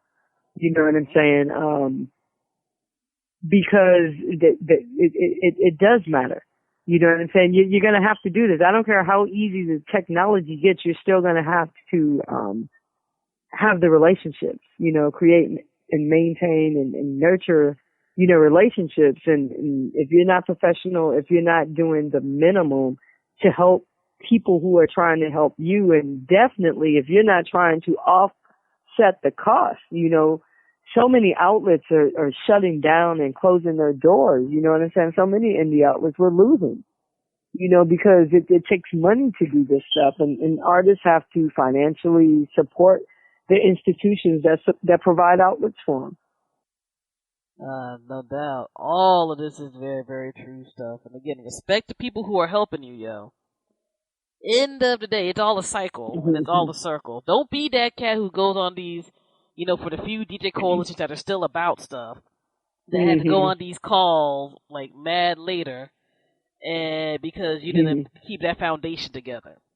When you first hit the track, you put out something, you got on a few blogs, which I still don't know why people think that means they could be brand new, but anyway, you get the acting brand new, you might actually get a little bit of play, and then when everything dies down, you get sedity, you're like, I can only talk to the big boys. Later on, you're trying to come back, you're trying to go through the same cycle. It's a simple thing, you guys. Don't be a dick. We know you're not going to, even if you are the most successful artist, your shit's not always going to be in the Billboard. You know what it is they don't understand? They don't understand there's levels to this. Like, there's a level, and you deal with people at every level. And at the level where they encounter people like us, I think we're like the first, like, we're like the bridge between the underground and the industry, So when they come to us, they have their eyes set at the big boys. They don't know that we prepare them to deal with the big boys. You know what I'm saying? So, when they make it, they forget that there were steps that they had to take, So when they fall off, now all of a sudden they're right back where they started, and they got to go up that same ladder again, And this time, if you screw people over, if you were an asshole or whatever your problem was, you're going to get stuck because you're not going to be able to advance beyond that point. Especially when the money runs out, because it's the people at our level, you know what I'm saying, that helps these cats maintain while they're trying to figure some stuff out, because the big boys are not going to mess with them if they ain't got no budget. You know that. They're not going to mess with them if they don't have a budget. Like, you literally had to build and make up your own career. And having a foundation is truly key. Because the first thing, even if you talk about the quote-unquote majors, they're going to be like, well, who's paying attention to you? Who's listening to stuff? Because you got a few A&Rs who still do it the old school way. I got 5 million Twitter followers. Yeah, you can buy fake followers. Nobody cares about that. I mean, it's nice to have if they're actually interacting with your stuff, because people can search all that now, which is a whole other thing. If you're buying fake followers, you're an idiot. Get yourself a good meal, because you'll be spending your money on better than buying 5,000 to 1,000 fake followers. That's retarded. But what gets to me are the ones who, it's like they don't even try to hide it. Like, if you go to someone's page and they got all these views, like 50,000 views, but 17 likes. Yeah, come on there, guys. Like, okay. Or, you look at where the views are coming from, and they're all coming from Slovenia somewhere. Yeah, literally there's software that these companies have that they can look at your joint and be like, okay, this is either authentic, or like you said, this is coming from East Uzbekistan like 20,000 times. Well, people like us, we don't need software. We can look at this. We've watched all of this evolve. You know what I'm saying? So we know just looking at it whether or not it's organic or manufactured. And they're going to care more about the organic. When you hear about these folks who are actually doing stuff now, we've been seeing them for quite some time. doing things. Right. Kendrick Lamar just didn't pop out of nowhere with Good Kid, Mad City, right, and the latest album. He was doing the independent grind. Jay Electronica, however you may feel about his shenanigans right now, he was doing that indie grind for at least 3 years. 2 to 3 years. You know I can tell you when we first started getting stuff. Before Rock it's Nation crazy, even eyeballed man. him. When you think about like how cats got their start, I remember when B.O.B. got on, I had to go back through old emails. Like, wait a minute, you know what I'm saying? Like that's DJ and stuff. Haters Everywhere. I remember that joint when he did the Haters Everywhere single. I remember that joint. Yeah, it's like people. It's just crazy. And 1 minute, they're on the underground, and then they're working through the ranks or whatever. And the next thing they got on. But to people who don't know the process, I mean, they think that this stuff is happening overnight, and it's not happening overnight. It's happening, over the course of time. I mean, most of the time, by the time the music comes out, it's already, 2-3 years old? Or it might have been something that we've had for a minute. You're just getting it now on the platform. Oh my God. Do you remember the Weed Share files? The Weed Share service? Oh yeah. Back in the day? Okay, I was on Weed Share, and it was really funny because I used to promote in different on different sites, and one of the sites was like Billboard. And it was like a Billboard blog where you could go and comment or something and add something. So I added something. I don't know if it was like from unsignedhype.org or from Digable or STL Hip Hop or whatever, but it was definitely music. And it was like I think the weed file things or whatever. And guess who else was in there? You'll never guess. Kelly Clarkson. I was like, are you kidding me? You know what I'm saying? Like right there. You know what I'm saying? Like at that point in time, it's like, wow, like she was on the grind. She was doing the weed file share, way back when. And it was just like, wow, like seriously. Cause I think Billboard had a tag or a section or a category for weed file. Yeah, there was a lot going on. You know what I'm saying? Yeah, you had the weed file. Yeah. Like there was a lot of good work and grind. Oh Jesus, yeah. All of that. I mean, when people talk about MySpace, it's a joke now, but I'm like, bad people. MySpace. I first heard Janelle Monáe via MySpace. And people sending me her stuff from there. You know what I'm saying? That was before she got that was way before Bad Boy, but that was before wow. When she used to be with when she used to do stuff with Big Boy a whole lot. And before she put out that first EP and what have you. And then, she later on came out and did the album, whatever. And we're just there like, shit, this is bugged out. Like, in other words, people, next to nobody just comes out and is just there like, hey, I'm doing something. You might have, like, maybe 5 to 10% of those cats. But it's a grind, and it's a struggle for a lot of folks. And for those who still are able to maintain, it's because, A, they still put out quality product. And B, somebody down the line, even if they're a weirdo, somebody who they work with and pushes their stuff isn't a weirdo. So, get your stuff together. There's a reason why there's certain PR people and marketing folks and other stuff who are still around, because they might be there like, yeah, this artist might be difficult, but this person is decent. So I'll check them out because they've acted decent. One of the things we used to do, during the early days is like, we would be some of the first. A lot of these artists, we either did their first interviews online or one of their first interviews online. So many artists came through. I mean, fresh, new. Green. You know what I'm saying? Like they're probably more honest and direct than ever. Because when they're new in the industry, they'll tell you anything. Like if you do an interview with them, they're not polished. They don't know how to, deflect questions and things like that. But we, like Jeezy, Boys in the Hood, Pitbull, T.I. I didn't even know who T.I. was. Like seriously, I had no idea who he was. And the label was like, oh, we gotta get T.I., we gotta get him on the site. And I was asking people, and they showed me the video, and I was familiar with the song. I just didn't know his name was T.I. And the T.I., it's like, it's funny because I was thinking about that when you were talking about how, these guys get on and they try to act brand new and they try to act like they're too, big to deal with you when they don't understand that, like, people like us, when these people do get on, we're the ones, you know what I'm saying, to do some of their first interviews, for the major labels. Yeah, man.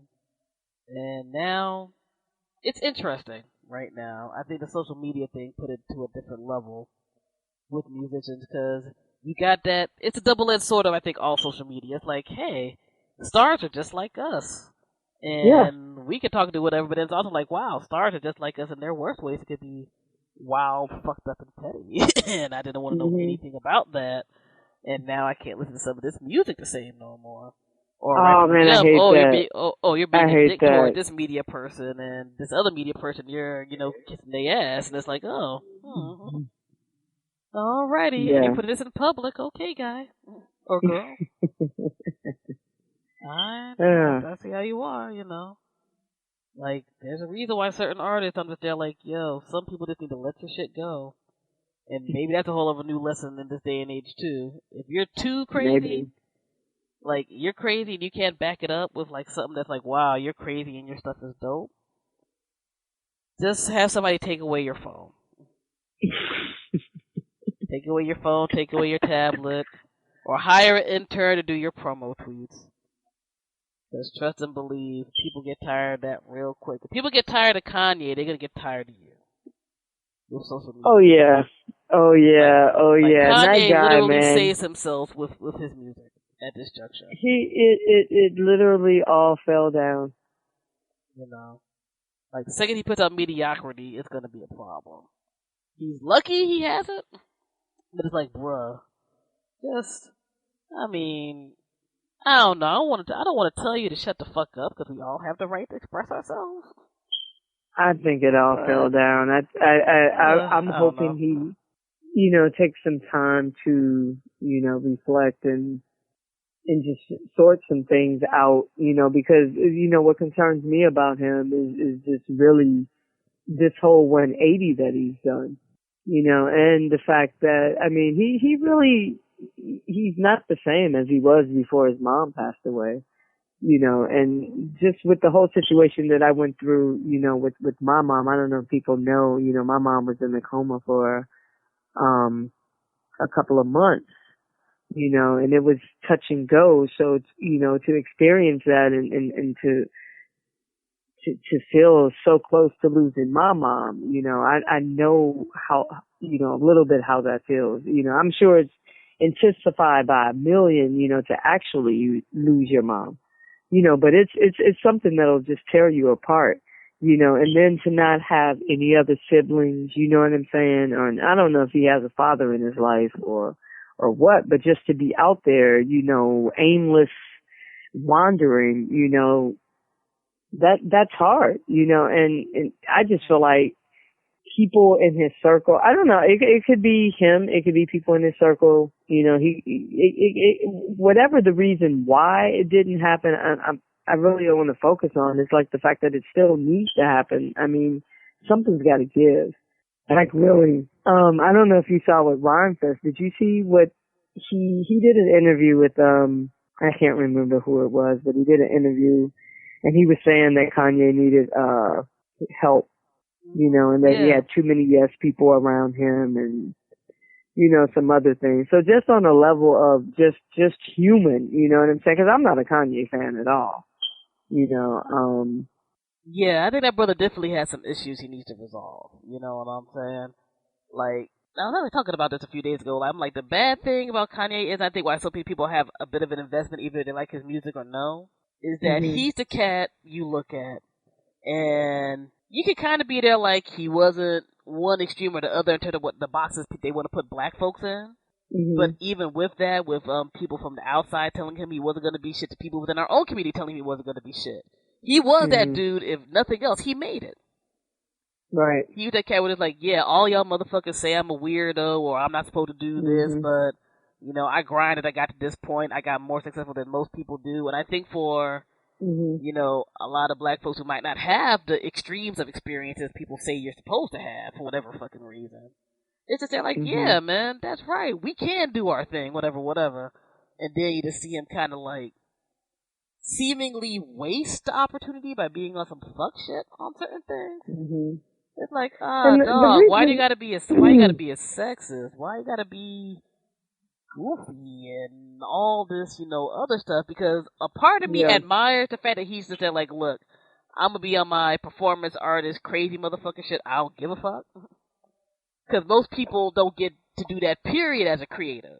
Much less as a black creative, especially in this age. Mm-hmm. At the same token, he has such a weird imbalance with it. It bugs me out. I'm just like, you're talking all this I don't give a fuck shit, but you're still sweating white America and Eurocentric shit. It turned out to be the height of heights. And, you'll diss the chick that you were with beforehand who was mixed for doing certain things, but your current wife did a sex tape and all this other shit, and her family has a bunch of issues, you know what I'm saying? Not saying that means these are necessarily bad people, but it's like you can't be on this bullshit all the time and then expect people to still completely embrace you. I mean, with the last round of stuff, you got a lot of folks who are there like, yo, this album sucks. Completely fuck this dude, because this dude on a certain bunch of levels, at bare minimum, is tortured. At bare maximum, it's just a shitty human being, regardless of what the fuck happened to him. And I'm like, I feel you for losing a parent. I've lost a parent. You know what I'm saying? Past few years, I've lost a lot of close family. You know what I mean? So I'm like, I understand that's pain. I can't tell somebody to quote unquote get over pain, because that's fucked up. You know what I'm saying? Everybody deals with grief in different ways and stress in different ways. But it's like, dog, you can't keep being on this and just keep acting the fucking fool. And you're trying to alienate the people who have supported you. Like, you can't do that. It's that, and then you gotta look at, this guy's showing up at award shows drunk, bottles of Hennessy. It's like, I'm just saying, in those conditions, you know what I'm saying? You don't know what type of decisions he's making or things that he's capable of doing. You know what I'm saying? If he's under the influence and just out there like that. And really it's like, for what? So it's just a lot. And to watch this stuff play out and there's no intervention or anything, I just hope he, gets better. Yeah, I hope ultimately the brother gets, his business together, you know what I'm saying? It's like, you got a family, you got kids, you just need to have your own peace of mind, because if nothing else the past few years, I'm like, peace That's of what mind, it is, peace I treasure of mind, so damn yes, much right now. You hit the nail on the head. He doesn't seem like he has a peace of mind. He seems like he's just out here, aimless. Yeah, and it's a sad thing, And I'm like, you're putting that joint out there, and I think you said it perfectly with Rhymefest stuff, such a quote that he did, where it's just like, yo, my man needs help, and people ain't really trying to get him help. Ultimately, I think you make your own decisions with how you do your life. People can put a ton of shit in front of you, and you could choose not to do anything. But it's like, dog, you're the wife you have 2 kids with ain't like, yo, man, you might need to chill out a bit. You know what I'm saying? Right. Your peoples, if you even have close peoples with God, I can't imagine dealing with all that bullshit and not having close peoples, but it can happen. You don't got your close peoples being there like, look, yo, you need to chill the fuck out with some of this shit. Because I think in a way he has a weird genius to the shit that he does. Yeah. I believe he's like 55% genuinely fucking crazy. And 45% savvy as fucking, and it fluctuates depending on the day. It could be one extreme side another day. Can I look at some of this stuff? I'm just there like, you might be one of the great performance artists of our time with this bullshit you're pulling. Like, some of the shit you're doing is bullshit. You can just tell with some of the shit he does. Where I'm like, this is kind of brilliant in its own fucked up way. But then you do something like, just talking a whole bunch of misogynistic bullshit. It's like, bruh, really? You didn't have to go there, you know what I'm saying? You didn't have to be thirsty talking about, instead of giving stuff to Africa, give me some money so I could do great ideas. Shit, it's like, bruh, come on, man. Like, see, that's the kind of stuff that I can't excuse. If it were just, the typical, bragging and all that kind of stuff, I wouldn't even care. But it's like when he does stuff like that, when he, throws the kids in the mix, Amber Rose's child, and all this other kind of stuff. It's like that's where you like really, have crossed the line. It's not I don't care how genius you are. You know, it's just certain things you just don't do just out of, I mean, it's tasteless. Yeah, man. Like when all that went down, I'm still like, bruh, really? Really? You're doing legitimate fuckboy shit. You know what I'm saying? And I had to rant about that on the show, because I'm just here like, you're the ex nobody wants to be bothered with. Because you're just living your, again, however you feel about Amber Rose, I'm like, she was just probably living her life that day. Chilling, cooling out. Quite frankly, I think she's kept it way more cooler than most people would have. With the shit he talks on a big level. And you just probably got somebody like, girl, look at what this Negro talking about on your Twitter. Not just about you, but about your kid. My question is, why is he talking about her? Because money don't buy happiness, apparently. That's the only thing I can look at. Thank you. Like money and relationships can't buy happiness. Because when I looked at that, I'm just like, you're married. You got 2 kids. I'm assuming you would be living the dream. You got more money than most people would remotely know what to do with. You know what I'm saying? Right. You get to live profitably as a creative, even with those ugly ass clothes you design. And whatever they're else. awful. But yeah, I'm like, hey, you're making it. What can I say? You're making it. And one of the things that comes out of your mouth when somebody wasn't even talking about you was, let's talk about that. Nobody was even talking about you or your wife. You know, Wiz Khalifa was just high, probably typing something out. He smoked some really good weed. And next thing, you know, you're doing is like that was a clapback he was holding in. I'm like, you were really mad that this woman didn't just move on, but she's been doing pretty good without you. Yep. You know what I'm saying? Like, honestly, I'm like, I would have never thought maybe, 7-8 years ago, we'd be like, wow, Amber Rose is going to be the most classy person out of this entire situation. Nobody you would have never guessed that. Nobody would have ever thought that. And when they brought in the kid and she brought up the sex thing, I was like, you know what? I'm not saying it's polite. I can't be mad, though. Because you brought your kid in the situation. This is a woman who's kept I'm pretty sure some pretty damn big secrets about you. For a long time, on her own, where she could have easily sold you out so quick. She just had, and she only did it in like 2 tweets. So I'm like, she knows some stuff, where she's just there like, look, you were doing whatever during this, bam, them tweets disappeared. People were apologizing. Oh yeah.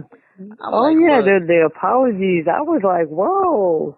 I'm like, she knows some stuff, and somebody gave you a reminder. Oh yeah. I can't even be mad at that, yo.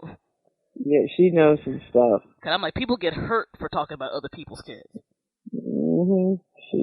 She definitely knows some stuff. You know, I'm like, you're lucky that didn't happen. Cause if that happened, I wouldn't have even been mad. Like, oh, somebody smacked Kanye up. Well, you shouldn't talk about nobody's baby. What the baby do? What did she do? Like I said, she's probably just living her life that day.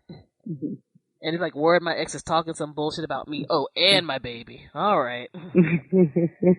Let's go to war. You know what I'm saying? And that wasn't even war. You know? I'm like, she could have really went in about your entire wife's family, because they're kind of a mess. You know? Kinda. Well, I'm being nice, you know. I mean, I don't know about certain people's life experiences. Okay. But I'm just there like, look. I'm like, you know, she could be like, dog, look at your family, dog. Do you even have a step pop, yo? You don't even got a step pop, yo. Man, please, all she had to do was she could have been wild nasty about it, but just Ray J. That's it. Just tweet that word. Yeah. I'm like, she could have been wild. She could have been wild nasty. It would have all been facts. All of it would have been facts. It would have been like, no, you want to attack me? I'm just gonna throw this little tidbit out real quick, and okay, you shut up. That's right. But seriously, man, I hope that dude gets help, man. I think he can do a lot if he gets some help on like bigger levels than just, you know, the music and arts. And like, in a way, I think him marrying into that fam might be one of the worst things he's done. Not necessarily because, I mean, I don't know homegirl. I don't necessarily know she's a bad person. But I'm like, you're dealing with a family of like narcissistic media hoes. And you already were kind of that dude. And whatever marketing lesson you're learning, you've become worse for it. And I don't know what this I'm only going to stream from Tidal shit is, but that's not going to last long, yo. That is not going to last long at all. I mean, they're already going through it. They've had so many CEO changes and they just had one last week, I think. top CEO executive. and CFO. Yeah, and I think Rihanna's album didn't do that great on there. I mean, I know they did all those like download johns or whatever, but you know, I'm like, y'all are at the highest levels. Like, you still got a product you need to push. You know, you can't be like everybody's just gonna stay on Tidal forever and listen to my album. Like, that's why they said that you got like what, half over, like it already went gold or something via illegal torrent. That's just torrents. You don't even know the other services. Yep. Or whatever. It's like, yeah, I know you're trying to do something that seems cute, but you're gonna need to get it together, yeah. Oh, definitely. Your album eventually people aren't going to care about, and it's going to go through. The fact that Def Jam could have even put out an official promo for it that was clean or dirty. Like, somebody had to actually pull that joint out and do it. I'm just there like, you're messing up. You're messing the fuck up, okay? And I'm not saying you gotta put out CDs or whatever again, but I'm like, right now, Kendrick put out an unreleased project that is going to end up killing it more than you, because unless it's going to be like a huge project for when you know drop that upcoming tour, you're screwing up, you know. But who knows, man? That dude's a nut. He'll probably put out like some deluxe packaging bullshit for like $1,000 or something, and some with a pair of Yeezys. Exactly, and some goofballs will end up buying it, which is why I'm like, at this juncture, I'm just there like, you're a performance artist, you know. This is what you do. Just don't fuck it up too bad and get yourself some help when you can in between. Pretty much. Because who knows, maybe he's scared of getting some help that'll mess with his creativity. I mean, some artists are that way, you know? Yeah, some artists are that way. It could be that. I mean, that could be it. That could very well be it. And, you know, I can understand somebody being there like, I don't want to take no pill and lose my creativity. I get that. But it's like, don't crack up, yo. If nothing else, you got kids you got to live for. It ain't just about you no more, you know. Don't be that dude. But, I don't know. Don't be that dude. That should be the entire thing for rap people at large. Don't be that dude. Don't be that dude. Most y'all don't even have Kanye talent. Don't be that dude, okay? Most y'all don't even got those good beats. I know Young Thug can make a living and stuff, but come on, guys. Let's not pretend that's going to last forever. Oh, man, when I first heard him, well, not even his music, when I saw his name, I thought it was a joke. Young Thug. It's one of those things that just makes me realize that either A, I'm getting older and I'm getting to that older point where certain shit I'm just not going to get at all. Or B, outside superficial marketing must be the most amazing thing on certain levels. Because I'm like, this dude looks like a sideshow. Oh, wow. He sounds like a mess to me most of the time. But somehow, he touches people. So, yeah. What do I know? You know what I'm saying? Aside, I didn't live a certain life in Atlanta. I don't know certain stuff. You know, I don't really get Future's appeal either. Though Future a was lot a of tad these bit guys better, I just don't get. I don't get the appeal. I don't see anything extraordinary in them. Well, Future, granted, he chooses good beats. I will give him that. Like, I can see, like, for the club vibe or whatever, that dude knows how to choose a beat. The bullshit he be semi-singing, I don't fucking know about that shit. But see, it's like, that's what I'm talking about. You know? Like, some of these cats, I'm like, y'all got good production. Like, your producers are helping out more than you. But then I talk to people from those areas, like, some people are just, whatever you're talking about hits a certain way. So I'm like, hey, that's cool. Maybe that's me being 37 going on 38. I'm like, I don't fucking know what this bullshit is. Alright. Whatever. y'all be, you know. Like, I have John like, see, I'm older than you, and I felt that way about certain shit beforehand. I'm like, yeah. Like, we only got that 7-year age difference, but there's certain stuff, I'll just be there like, I'm feeling this. I ain't feeling this shit at all. It's like, alright. Maybe that just naturally happens. Or maybe we just been doing it too long. Who knows? Or a combination. Yeah. I think sometimes, even now, with like some of these new cats, they're like, this is super lyrical soul. So I'm like, this is boring as fuck. I've heard this before. I know. It's like I heard this 20 years ago. Yeah, no. I've heard this dude 10 years ago. They were called Eminem. I really don't. Exactly. Like, we've already lived this. Now, you know. Now, I'll give you props if you're competent, but man, like one of my friends is only feels like whatever about Kendrick Lamar. And she's just there like, I don't hate him, but we're at this age, we've heard cats like this. Well, see, that's the thing, and that's kind of how I feel about him. It's not to take anything away from him. You know what I'm saying? It's like I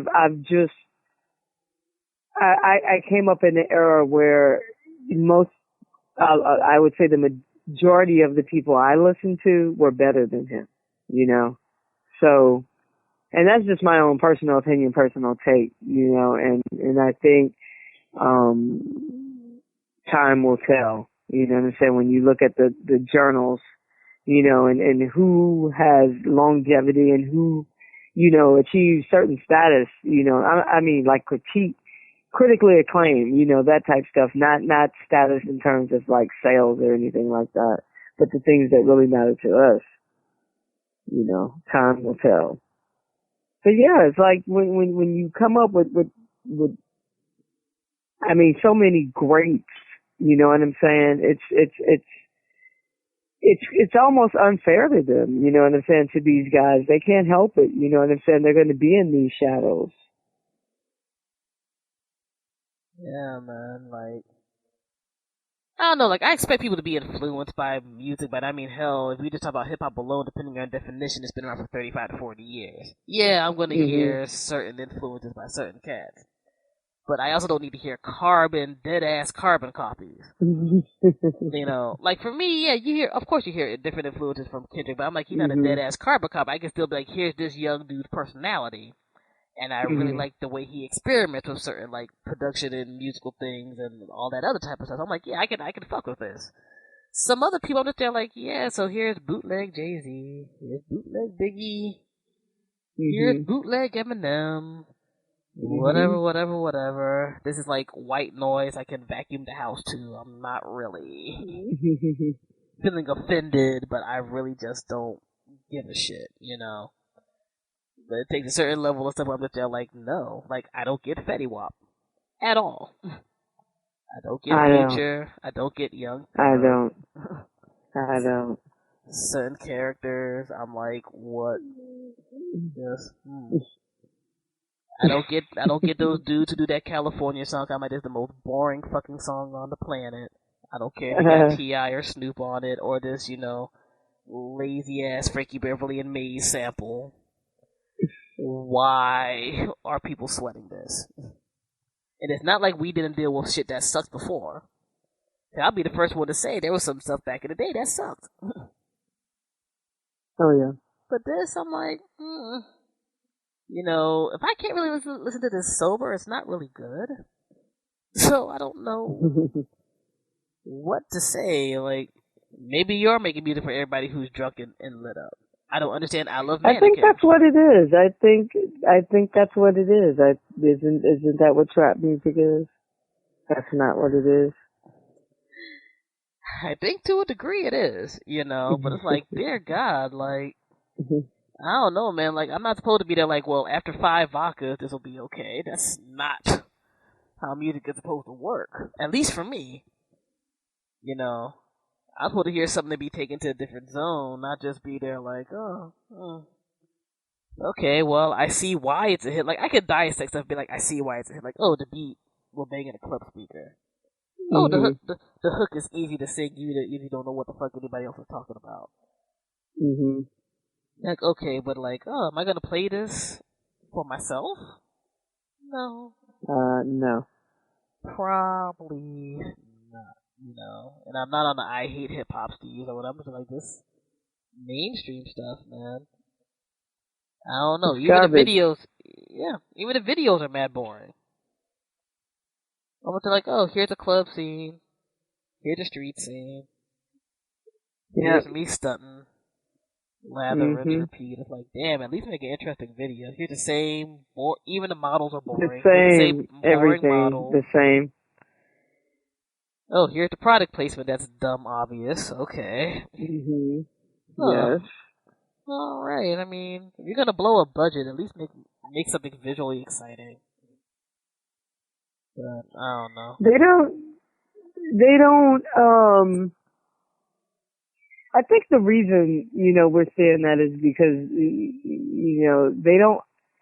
they get on and they think it's just a continuation of what got them there. They don't understand that, okay, now this is where you have to step it up, and you have to have that team in place. You know what I'm saying? You got to have consultants. You got to have people who, do different things, because that's like the seasoned salt, for your, that gives you the flavor, and they don't do that. They think that because they can rap that just all of these things are just going to happen magically, and it doesn't work like that. Yeah, it's just bugged out to me. I'm just like, shit, yo, like, if you know you're going to be a one-hit wonder, or you might have that risk. That's why they're a one-hit wonder. It's because they're just so basic. It's just the basic. I mean, when you think of, especially when you don't have, like, talent like that, understand? When you don't have, like, a certain level of talent, then you gotta have this other stuff. Now, if you got talent, yeah, you can be slipping in other categories. Mm-hmm. But you can't be slipping in those categories and then be whack on top of that. No. I'm saying, I'm like, I want to be like, have the most, I don't know, maybe I just look at things, well, I'm like, I want to have the most extravagant video where if I got to go out, you'll always play my video. Something will be interesting if my music ain't dope. Not like, wow, I don't want to watch either thing. Or the video does not make my... Oh, you know how back in the day some videos actually seem to make the song better? Yeah. Don't you remember back in the day we used to, Michael Jackson has a new video coming out. Mm-hmm. Like that was it. That was like the end of the world. Yeah. Or you hear about somebody having something else, and that's like, oh, YouTube link dropped. Okay. Yeah. Oh my God, I have to tell you what I watched last night. And I've watched so many it was videos lately. Tisha Campbell. Oh no, I saw that joint. I was just like, wait. I saw that a few days ago in the morning, whatever, because that was on my timeline. I'm like, yeah, I've had about enough of the day already. I can't. Okay. I remember seeing it in my feed, and I was joking, like we're gonna make my cousin and I, we were gonna make a diss track, for the response. Just judging off the name. I think the name was Lazy Bitch, so I thought she was we didn't even know what the concept of it was. It was just the mere fact that she had the audacity, you know what I'm saying, to drop something, you know what I'm saying? So, we watched it last night, and it was funny because when I went on YouTube to look up the video,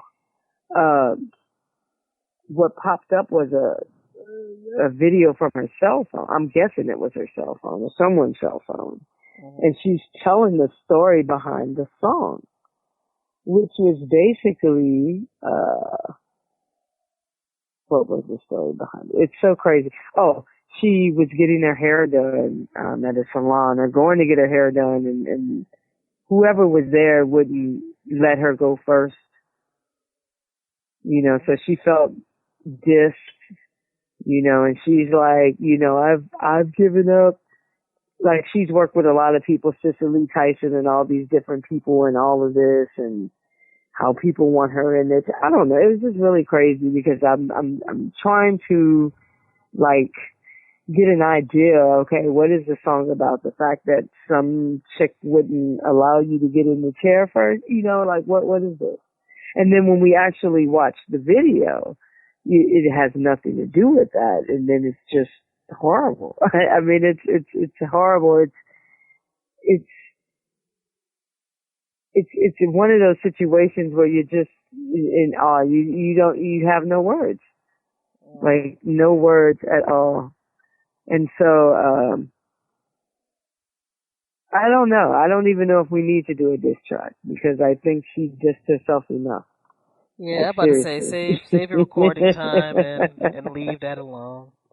And I saw that joint, I was just there like, okay, I don't even feel like commenting on this. Y'all know this is garbage. Yeah. I'm just gonna move on.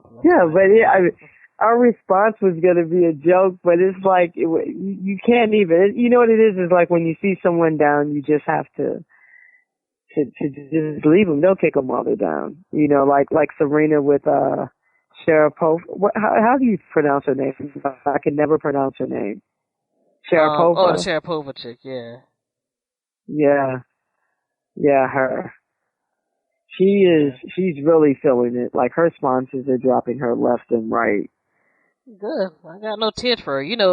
Serena. If Serena had a soda before the match, it had extra caffeine boost. They'd be screaming on her. So. Oh, know that. But Serena, she's been really classy. She just she took the high ground and just because this girl, her career is over.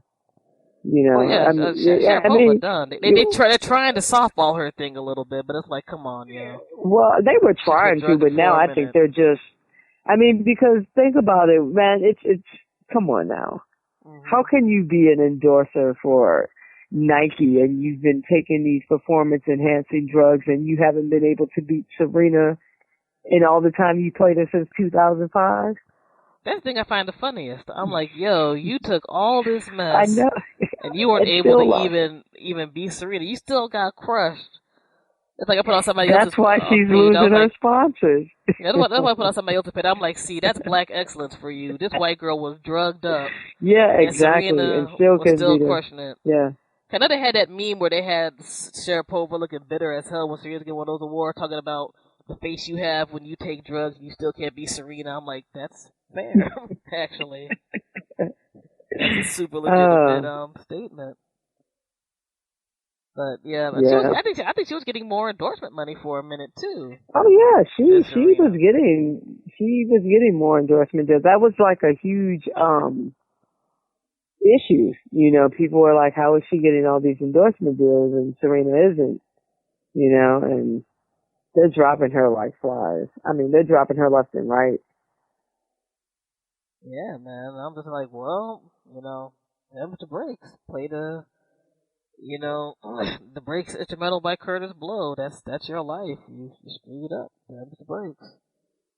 I'm like, y'all went after Marion for them drugs when she was running. Oh yeah, I forgot about that. Interesting point.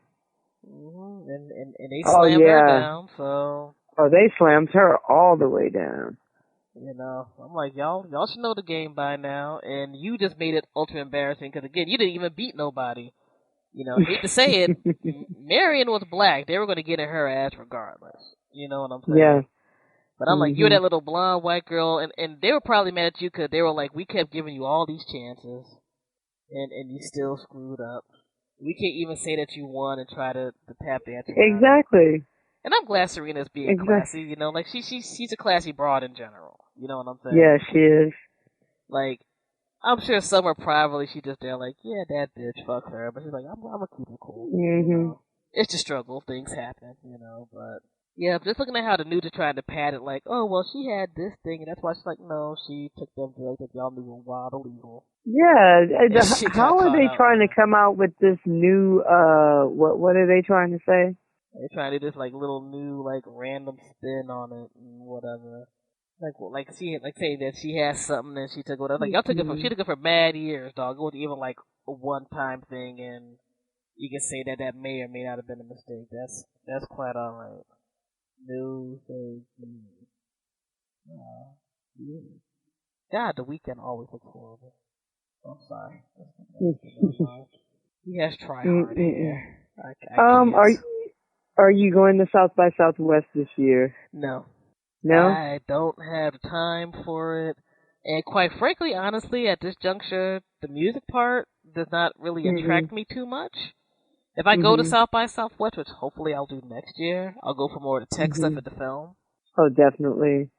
No, I But was that's just wondering if fascinating. you were. I was just wondering if you were one of the people who are going to be skipping Nancy Reagan's funeral to attend South by Southwest. Oh, well, fuck that. I wouldn't be going to that shit. No way. Fuck Nancy Reagan. Well, fuck the stuff. Fuck some of the stuff that she pushed. I can't say fuck Nancy Reagan. That's just say no. How about that? I'm about to say I'll just say no to that on multiple levels, and just say no helped out nobody, really, but law enforcement. Or you could just say fuck. Just say no. Well, that could work too. You know? Okay. Quite frankly, that's me. I don't know if I should say that. Well, screw it. I'm waiting for Clarence to transition. He needs to go. He can join Clarence. Scalia. He needs to join Scalia. No, Clarence, he actually spoke. Yeah, because his boy Scalia wasn't there. He probably had delusions of grandeur, and it was something stupid. His first words in 10 years. Man, I'm sorry. I don't like wishing evil upon nobody, but if something happens to Clarence, I ain't gonna be mad. I mean, I think that whoever wins next is going to get to a point, a couple, because some of those people, it's like they got to just be barely hanging on. Well, you know, they're all wild old besides Robert, you know. And I'm sure that Ralph Bader Ginsburg's just trying to hold it down as long as she can. Till, you know, she's done. You know, what I don't understand. Isn't too old, but, you know, she only has a decade. Why do they serve until they die? Like, they literally stay on the job until they die. There's no, I'm going to retire, you know, I've done my X number of years. Just because there isn't a term doesn't mean that, you know what I'm saying? You don't just put in time. You know what I'm saying? Like, you literally going to stay on this job until you croak? Well, I mean, if you have a job that you know is guaranteed to pay you an insane amount of money, it gives you an insane amount of power, and a lot of those folks work for that job all their life. I can see why most of them stay in there. Like, only a few of them actually retire. Until the day you die. Well, some of those folks, especially if they're like, the way they have it right now, where unfortunately too many people are diehard one way or the other with certain things. Like, you know, I hate to say it, even without me disagreeing on his politics, Clarence Thomas has nothing to offer. But and if it is a lifetime position, they should be required to take tests, you know, like mental health tests, physicals, you know. Who knows what's going on with some of them? I mean, what if they're developing Alzheimer's or something? How would we even know this? See, that's the thing. Nobody would really know, and that's the crazy, unfortunate side of everything with all of this too. With the way these politicians are fooled, they're trying to feel that they can hopefully stack a deck. So, like, I know when Scalia died, I'm just there like, well, the presidential election's already nuts. It's gonna be extra nuts because now they got that pressure on them, and at least 1 or 2 more is going to probably go out in the next 8 years. Oh, so definitely. So you got them trying to play chess with it, you know. I want to know, what is your opinion of your boy Trump? Honestly, they ain't going to do shit to Trump. He's going to get a nomination. Oh, you know it. Like, they're talking all this broker convention bullshit. That it's not going to happen because Trump's already punked about and played them out. Am I surprised at the way he is? No, because he's always been a prick. You know what I'm saying? Now he's just a prick on a larger scale, and the G.O.P., they didn't just sleep on him. They also were incompetent throughout the 8 years they've been down here. Me living in this area, you know, I've seen everything that happened with the government shutdown live in a living color. I had some of that affect my money. You know what I mean? On top of other stuff, like the G.O.P. promised a whole bunch of nonsense while dissing other groups of people. And now they got their Frankenstein's monster who, you know, if nothing else, he knows how to run a sideshow. Oh, he knows definitely. he knows how to get attention from the media, because that's been the majority of his life. He's had enough money to do certain things on his own, and I think ultimately at the end of the day, if he gets enough numbers, like a significant amount of numbers, like let's say this Super Tuesday thing gets to a certain point, and he like gets, I think, Florida and some other spots, it's over. It's completely over. Now, do I think he needs to get kicked in the teeth? Of course I do, because while he's a great showman, he's being a showman while fucking with the worst aspects of people, which is racism and sexism. And classism, like when they had all them crazy-ass rallies and whatnot. Now, I'm curious to see who's going to run as VP, because I actually think if he gets elected or not, it's going to run more on who he has as VP than him himself. Because he's going to eventually have to learn how to talk about some real shit. And if it's not going to be him, it's going to have to be somebody else. Now, if he goes like Palin-y, he'll lose. Because even these G.O.P. cats who tend to be lemmings on certain stuff are going to be like, we can't have two types of crazy. But I can't see who the hell he would choose as VP. Right now. Trump is so crazy. I think he'd choose himself as his own VP. It would have surprised me. Frankly, but in all honesty, I look at the people who are out there like he bitched out Chris Christie. Now Chris Christie might either try to be Attorney General or VP candidate. Yeah, and I don't think Chris Christie could be the VP because they would clash entirely too much. Maybe Attorney General, something like that. But I'm like, Chris Christie right now is desperate because he can't rerun for governor in New Jersey, and he is super hated in New Jersey. Like he can't get shit there no more. But wow. I don't know who else Chris Christie. Who would be remotely respected? Because all these guys. You know what I think he'd do just on the ego trip? Offer it to Jeb Bush. I think that would have him lose. No, I don't think that he would. I don't think. Wait. No. I don't think Jeb Bush would run with him. I think that would just be his way of rubbing his nose in it. You know what I'm saying? Yeah, I mean, I can see him pulling a bully thing on some of the cats who lost or whatever. But, he's definitely gonna, do. He's doing that already. I mean, he's already, demanding that Rubio drop out of the race. Oh yeah, I mean, there's all types of crazy stuff going on. But I look at him, and I just think he's the manifestation of the GOP's fuck-ups. And honestly, how a bunch of people are punks as the American people. Because ultimately, Trump is a punk. He can't take criticism from nobody. He can't even take real questions from nobody. But he knows how to rally up a bunch of, idiot white bread folks. And, the few confused / scared colored people who are, soft pedaling him and what have you. I think in the general election he's going to try to pseudo soften his stance, and that's when I think the Democratic Party is going to come at him hard because he's given them all the fodder in the world. Now, is that going to matter? I don't know. Because again, the American public, I'm like, man, they voted George W. Bush.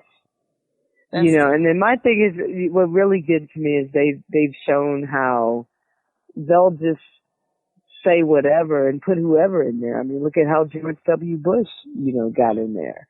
So we know that they'll do, whatever and justify it.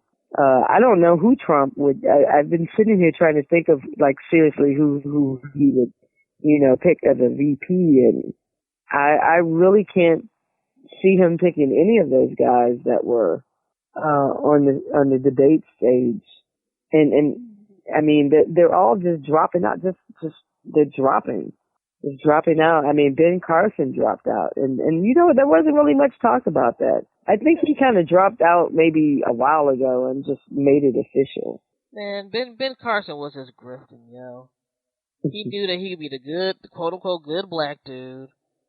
Talked all that delusional nonsense for a minute, and then Trump got into high gear, and that was that. Would it surprise me if he asked Carson? Not really, because they would on the surface think it was a strategic move, and then Carson talked that. I mean, I don't know people's religion, but I'm like, he talks pseudo god nonsense to me, So that might get, a certain crowd. And then they could be there like, we got our Negro too. And Carson's also docile as all get out. So that may work, but I don't know, man. I mean, right now I'm not even tripping. I'm like, Trump's going to get the nomination. If he doesn't get the nomination, there's no other better option, quite frankly. They don't have an option. I mean, Cruz, Mitt Romney? Are you kidding me? I mean, Romney, that shit ain't happening. Ain't nobody going to back up no Mitt Romney for no broken convention. You know it. If they don't want their party to fall the hell apart, they're not going to back up the loser who ran beforehand. And they have all types of evidence on. They Ted really Cruz, don't have anyone. Ted Cruz looks like Gargamel, and he's a horrible human being on the inside, too. Rubio doesn't have anyone. Votes, for his type of thing. And while he might have been the one who they could have tried to push a certain way, he's still a little too crazy. Jeb just seems to be like, fuck it, I even feel like being bothered. I doubt he really tried to do some cool shit unless he was just being ultra petty. Or his family told him to be ultra petty. Kasich has enough nonsense on him from Ohio. I don't necessarily know if they would put him in the mix or not. Because he's really screwed over that state. Maybe. I think he's, like, out of all of them, I think he's the closest one. I think that if he had to select from one of them, and if not one of them, then who? I mean, who is he going to get? Some Jersey mob guy? Trump's a nut, man. Like, it wouldn't surprise me if he was just there, like, Omarosa's going to be my VP. I don't know. Man. Like that. Like, I think right now he's already an egotistical dude. All this nonsense because, he knew his prey. I'll give him credit for that as much as I think he's a horrible human being. He knew this was the time to hop into the GOP. The GOP ain't had their own mess together. Then you had 90 billion candidates. And, he knows the public. I'm a loud, rich white man who can talk like a fifth grader to morons of the majority of this country who just want to be there like, make America great again. This is bad. This is sad. I mean, my man made dick jokes during like a GOP joint debate. Yes, and that I know that had to be historic. Like, I had to sit here. I'm like, you're talking about your dick during a campaign. Like, well, my hands are small. Something else ain't either. I'm like, what? What is going on?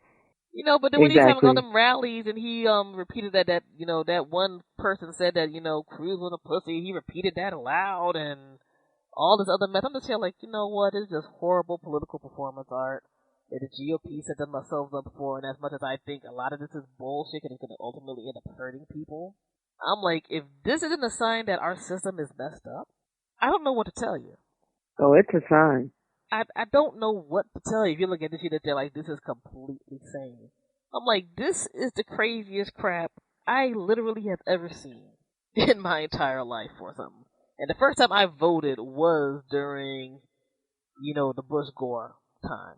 That was my first presidential election I participated in. Oh, wow. Yeah, because I remember I was up late, because it was my senior year. I was writing a term paper. And I was like up late, and they were just there like, oh, it looks like it's projected that Gore one. I was like, oh, cool, all right, whatever.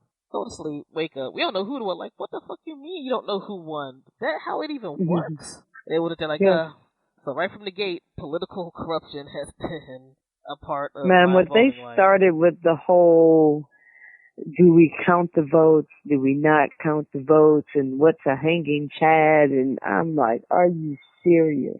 Watching them do that was like watching a third world country. You know what I'm saying? Like, seriously. Like, the funny thing is, like, we all know this has game elements to it to a degree.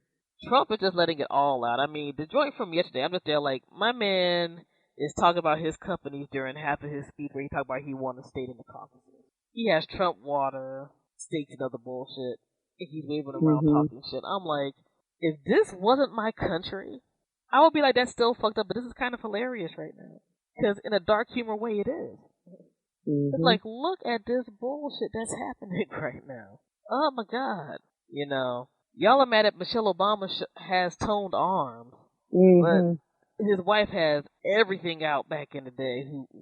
Who? Oh God, that Barbara from First Lady. I don't even know what to say. Oh yeah, I remember her. You know what I'm saying?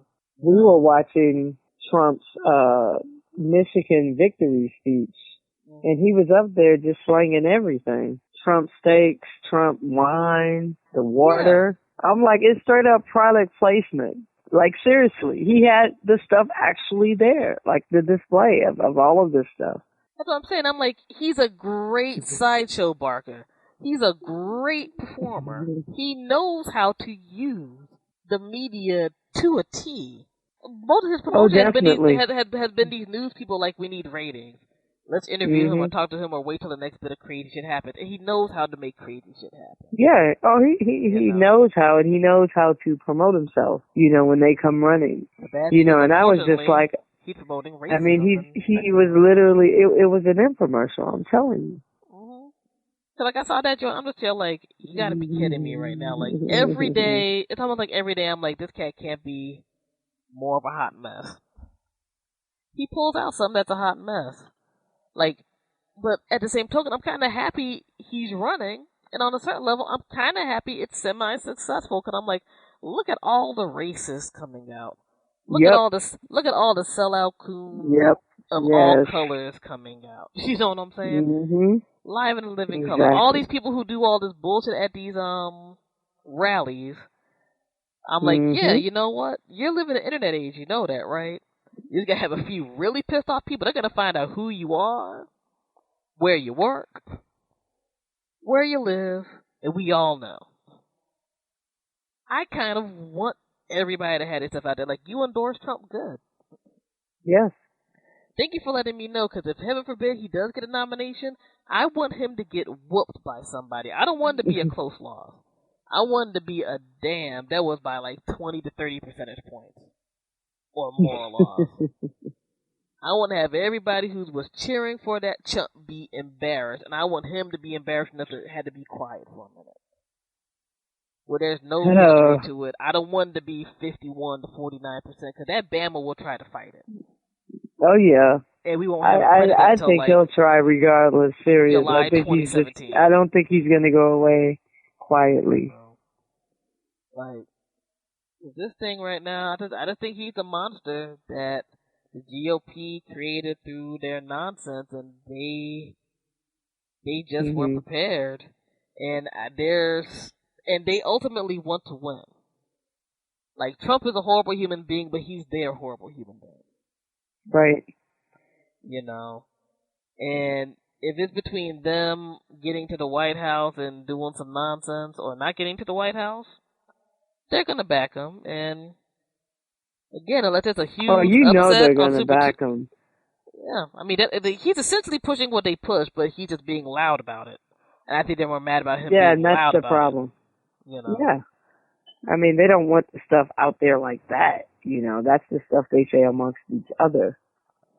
Yeah, it's like what was it? I think Saturday Night Live they had a sketch where they were doing the debates, and they had the joke with John Kerry talking about, we're the GOP. We said our racism quietly and politely. I was like, oh shit, we can't have it like Trump, you know. And I think that's the thing that makes this entire election terrible. Because I look at this, I'm like, I don't expect the GOP to be shit. But it's like they found a new way to be extra ain't shit. And then Hillary and Bernie, I'm just here like, y'all aren't doing your job.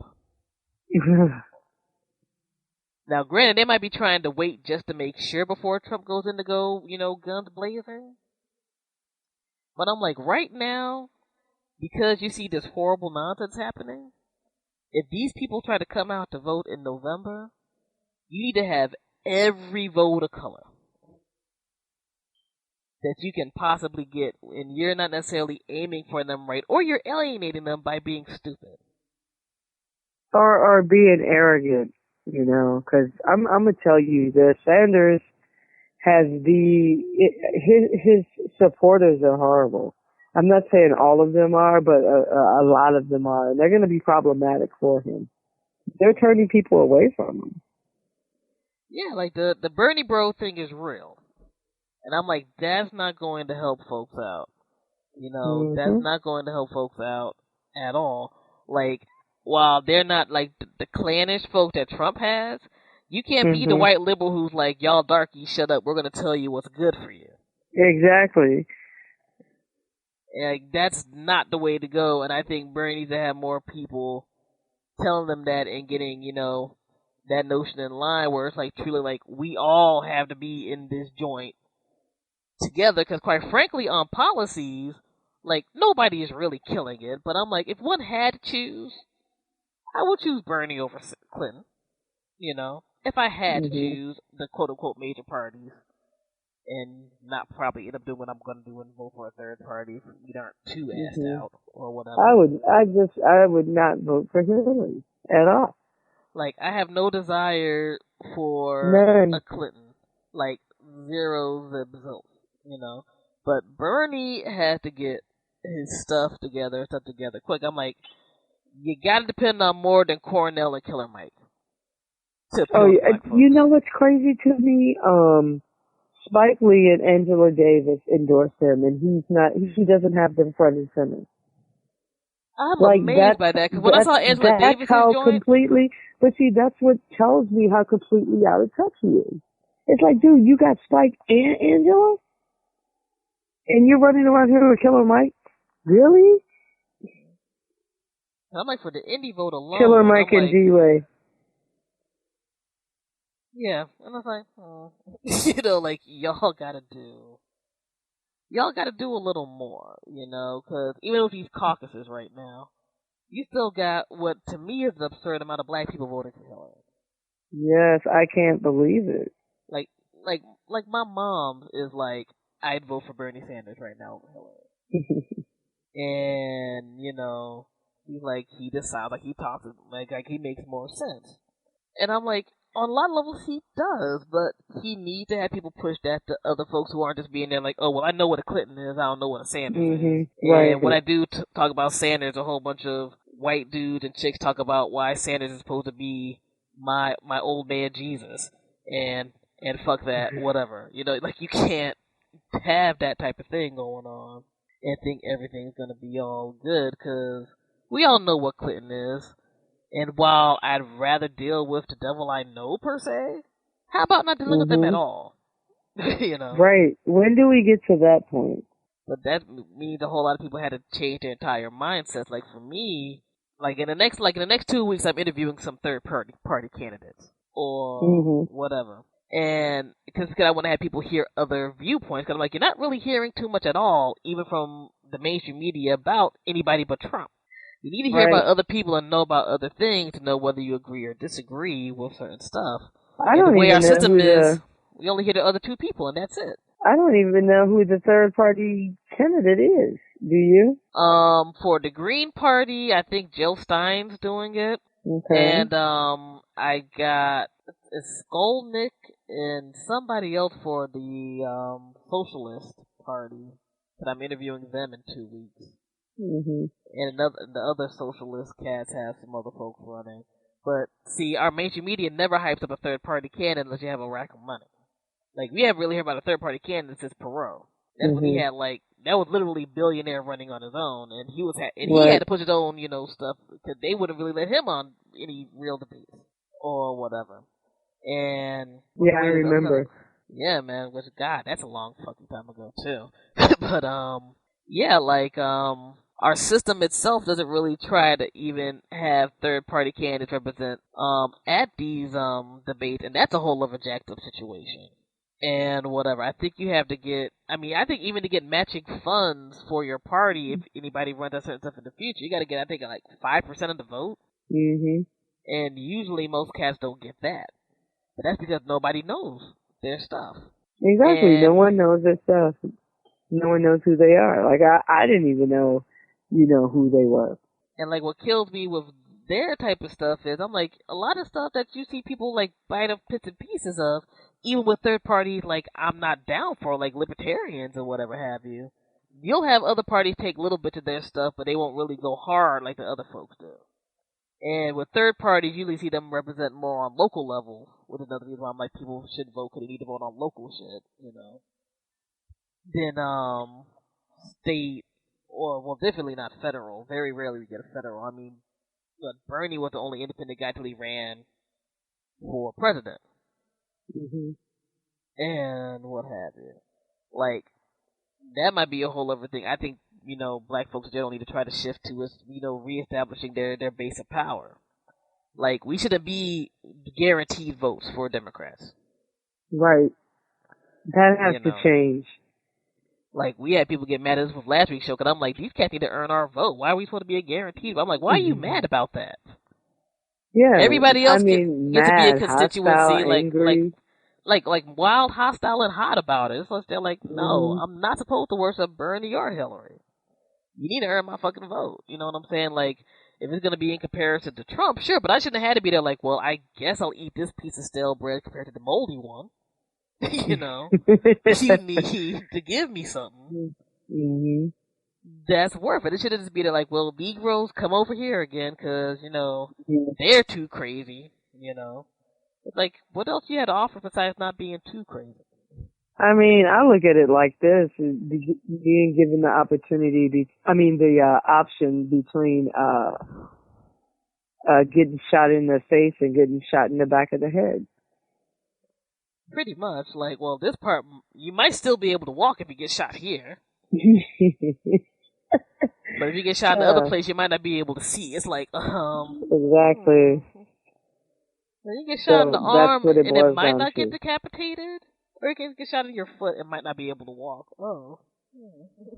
Mm-hmm.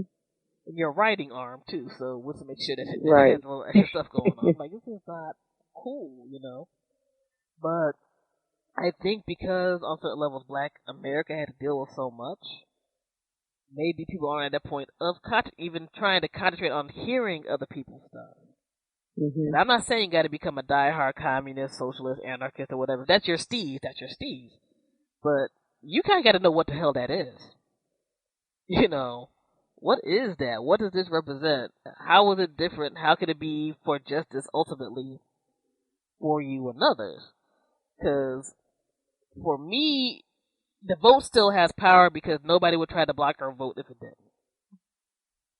Besides the fact that lots of people died for it and all that type of stuff, if our vote meant absolutely nothing, not saying it's the most powerful thing, but if it meant nothing, they wouldn't care if Black people went out and voted. I think we just have to be strategic about it, and I don't think that, voting is simply just casting a ballot. I mean, you can go about it in different ways. You can, protest and use your vote as part of protest. You can make, so many statements, you know what I'm saying, by being, more, we've got to get to a point where, we get something back. That's the bottom line. That we get something back, that our votes we're compensated for our votes.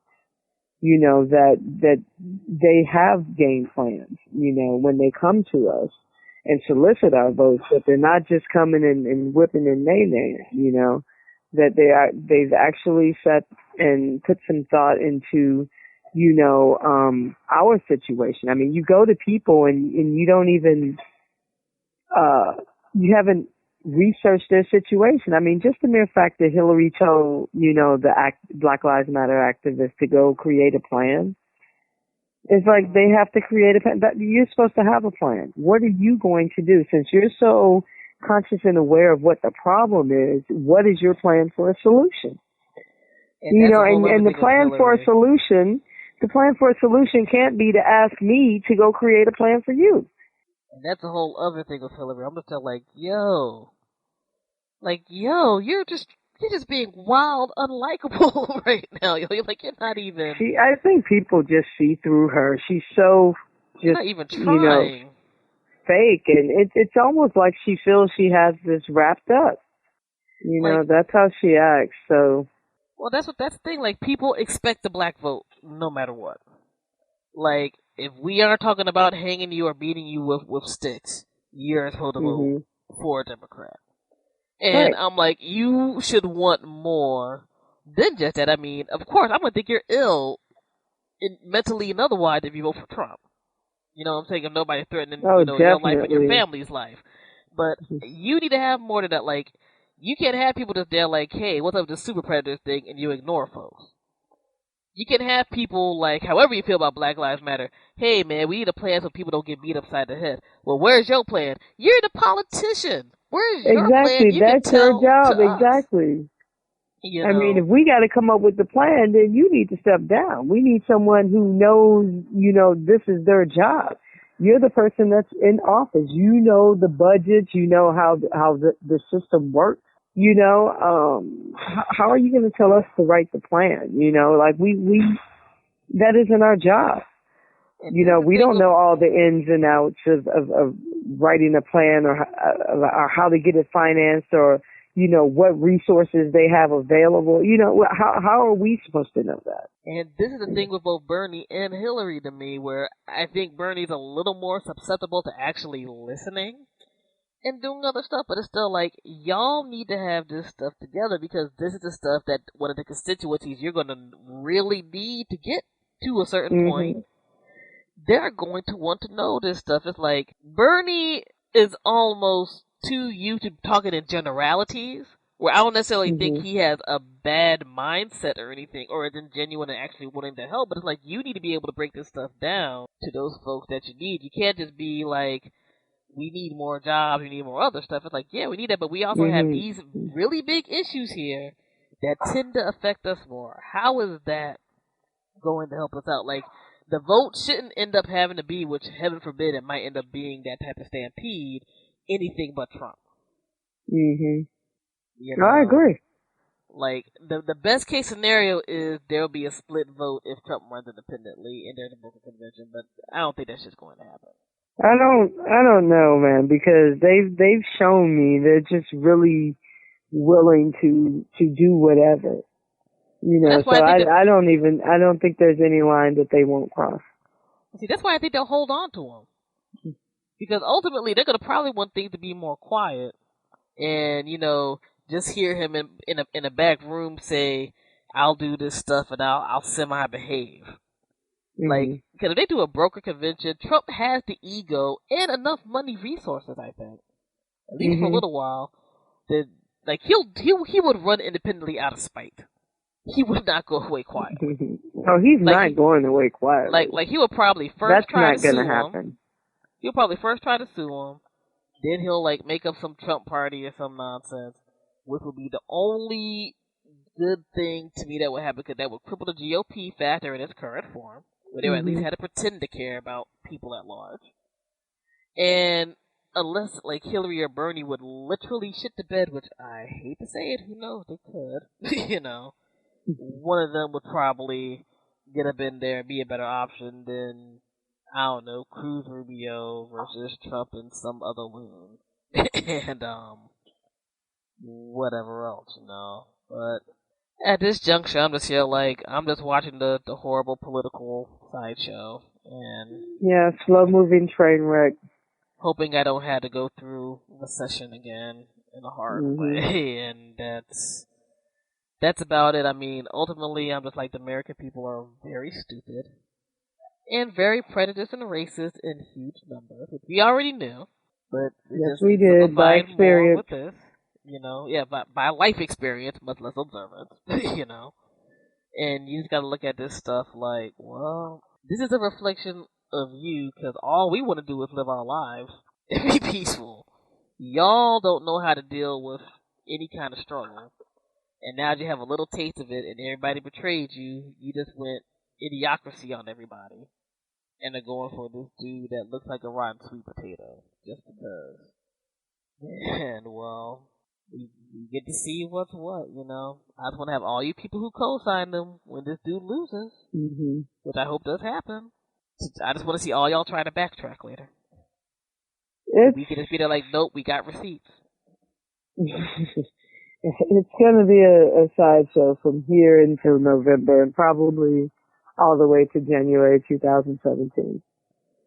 I mean, literally, unless Trump gets his ass whooped, we're going to have problems. That's why I just wanted to be a thorough beating where it's like, look, bruh, you lost like 50 to 35.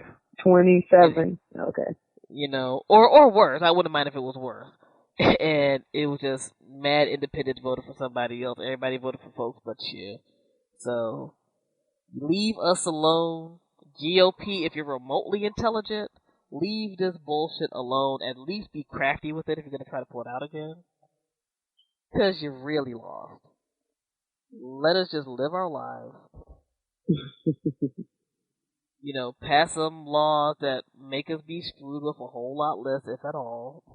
And we'll be cool.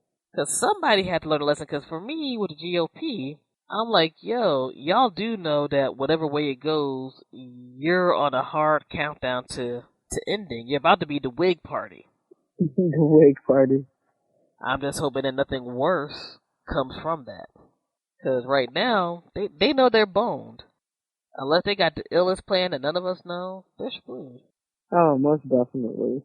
Like a whole bunch of the world is looking at these folks like, man, what? We've dealt with crazy America. Y'all are super crazy America. And well, it's about to be super crazy America on steroids. Yeah. And I think ultimately even the world doesn't want President Trump. And I think the only way, if somebody in GOP does have a backbone and some balls, they're going to have, like, I don't know who they would have to come out for a broker convention, like, what, Colin Powell or somebody.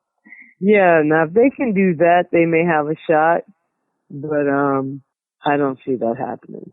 And he's actually said something in the past about, I don't know if he specifically named Trump. I bookmarked this and I have to go to it, but he was definitely criticizing the party and where it is today.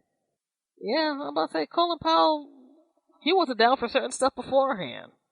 I mean, he pushed some of that war foolishness, you know, and that wasn't cool.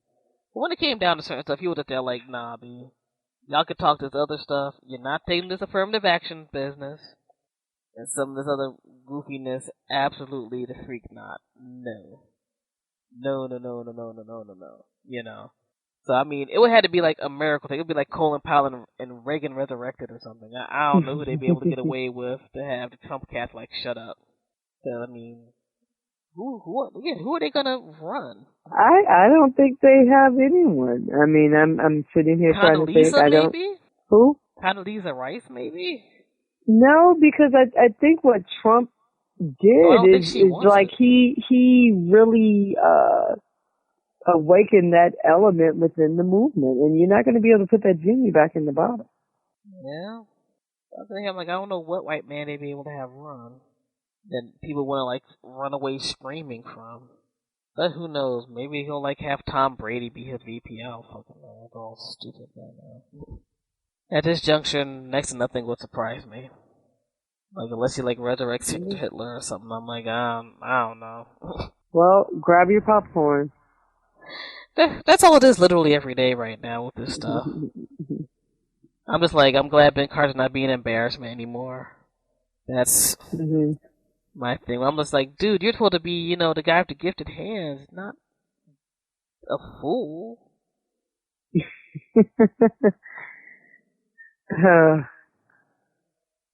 That's what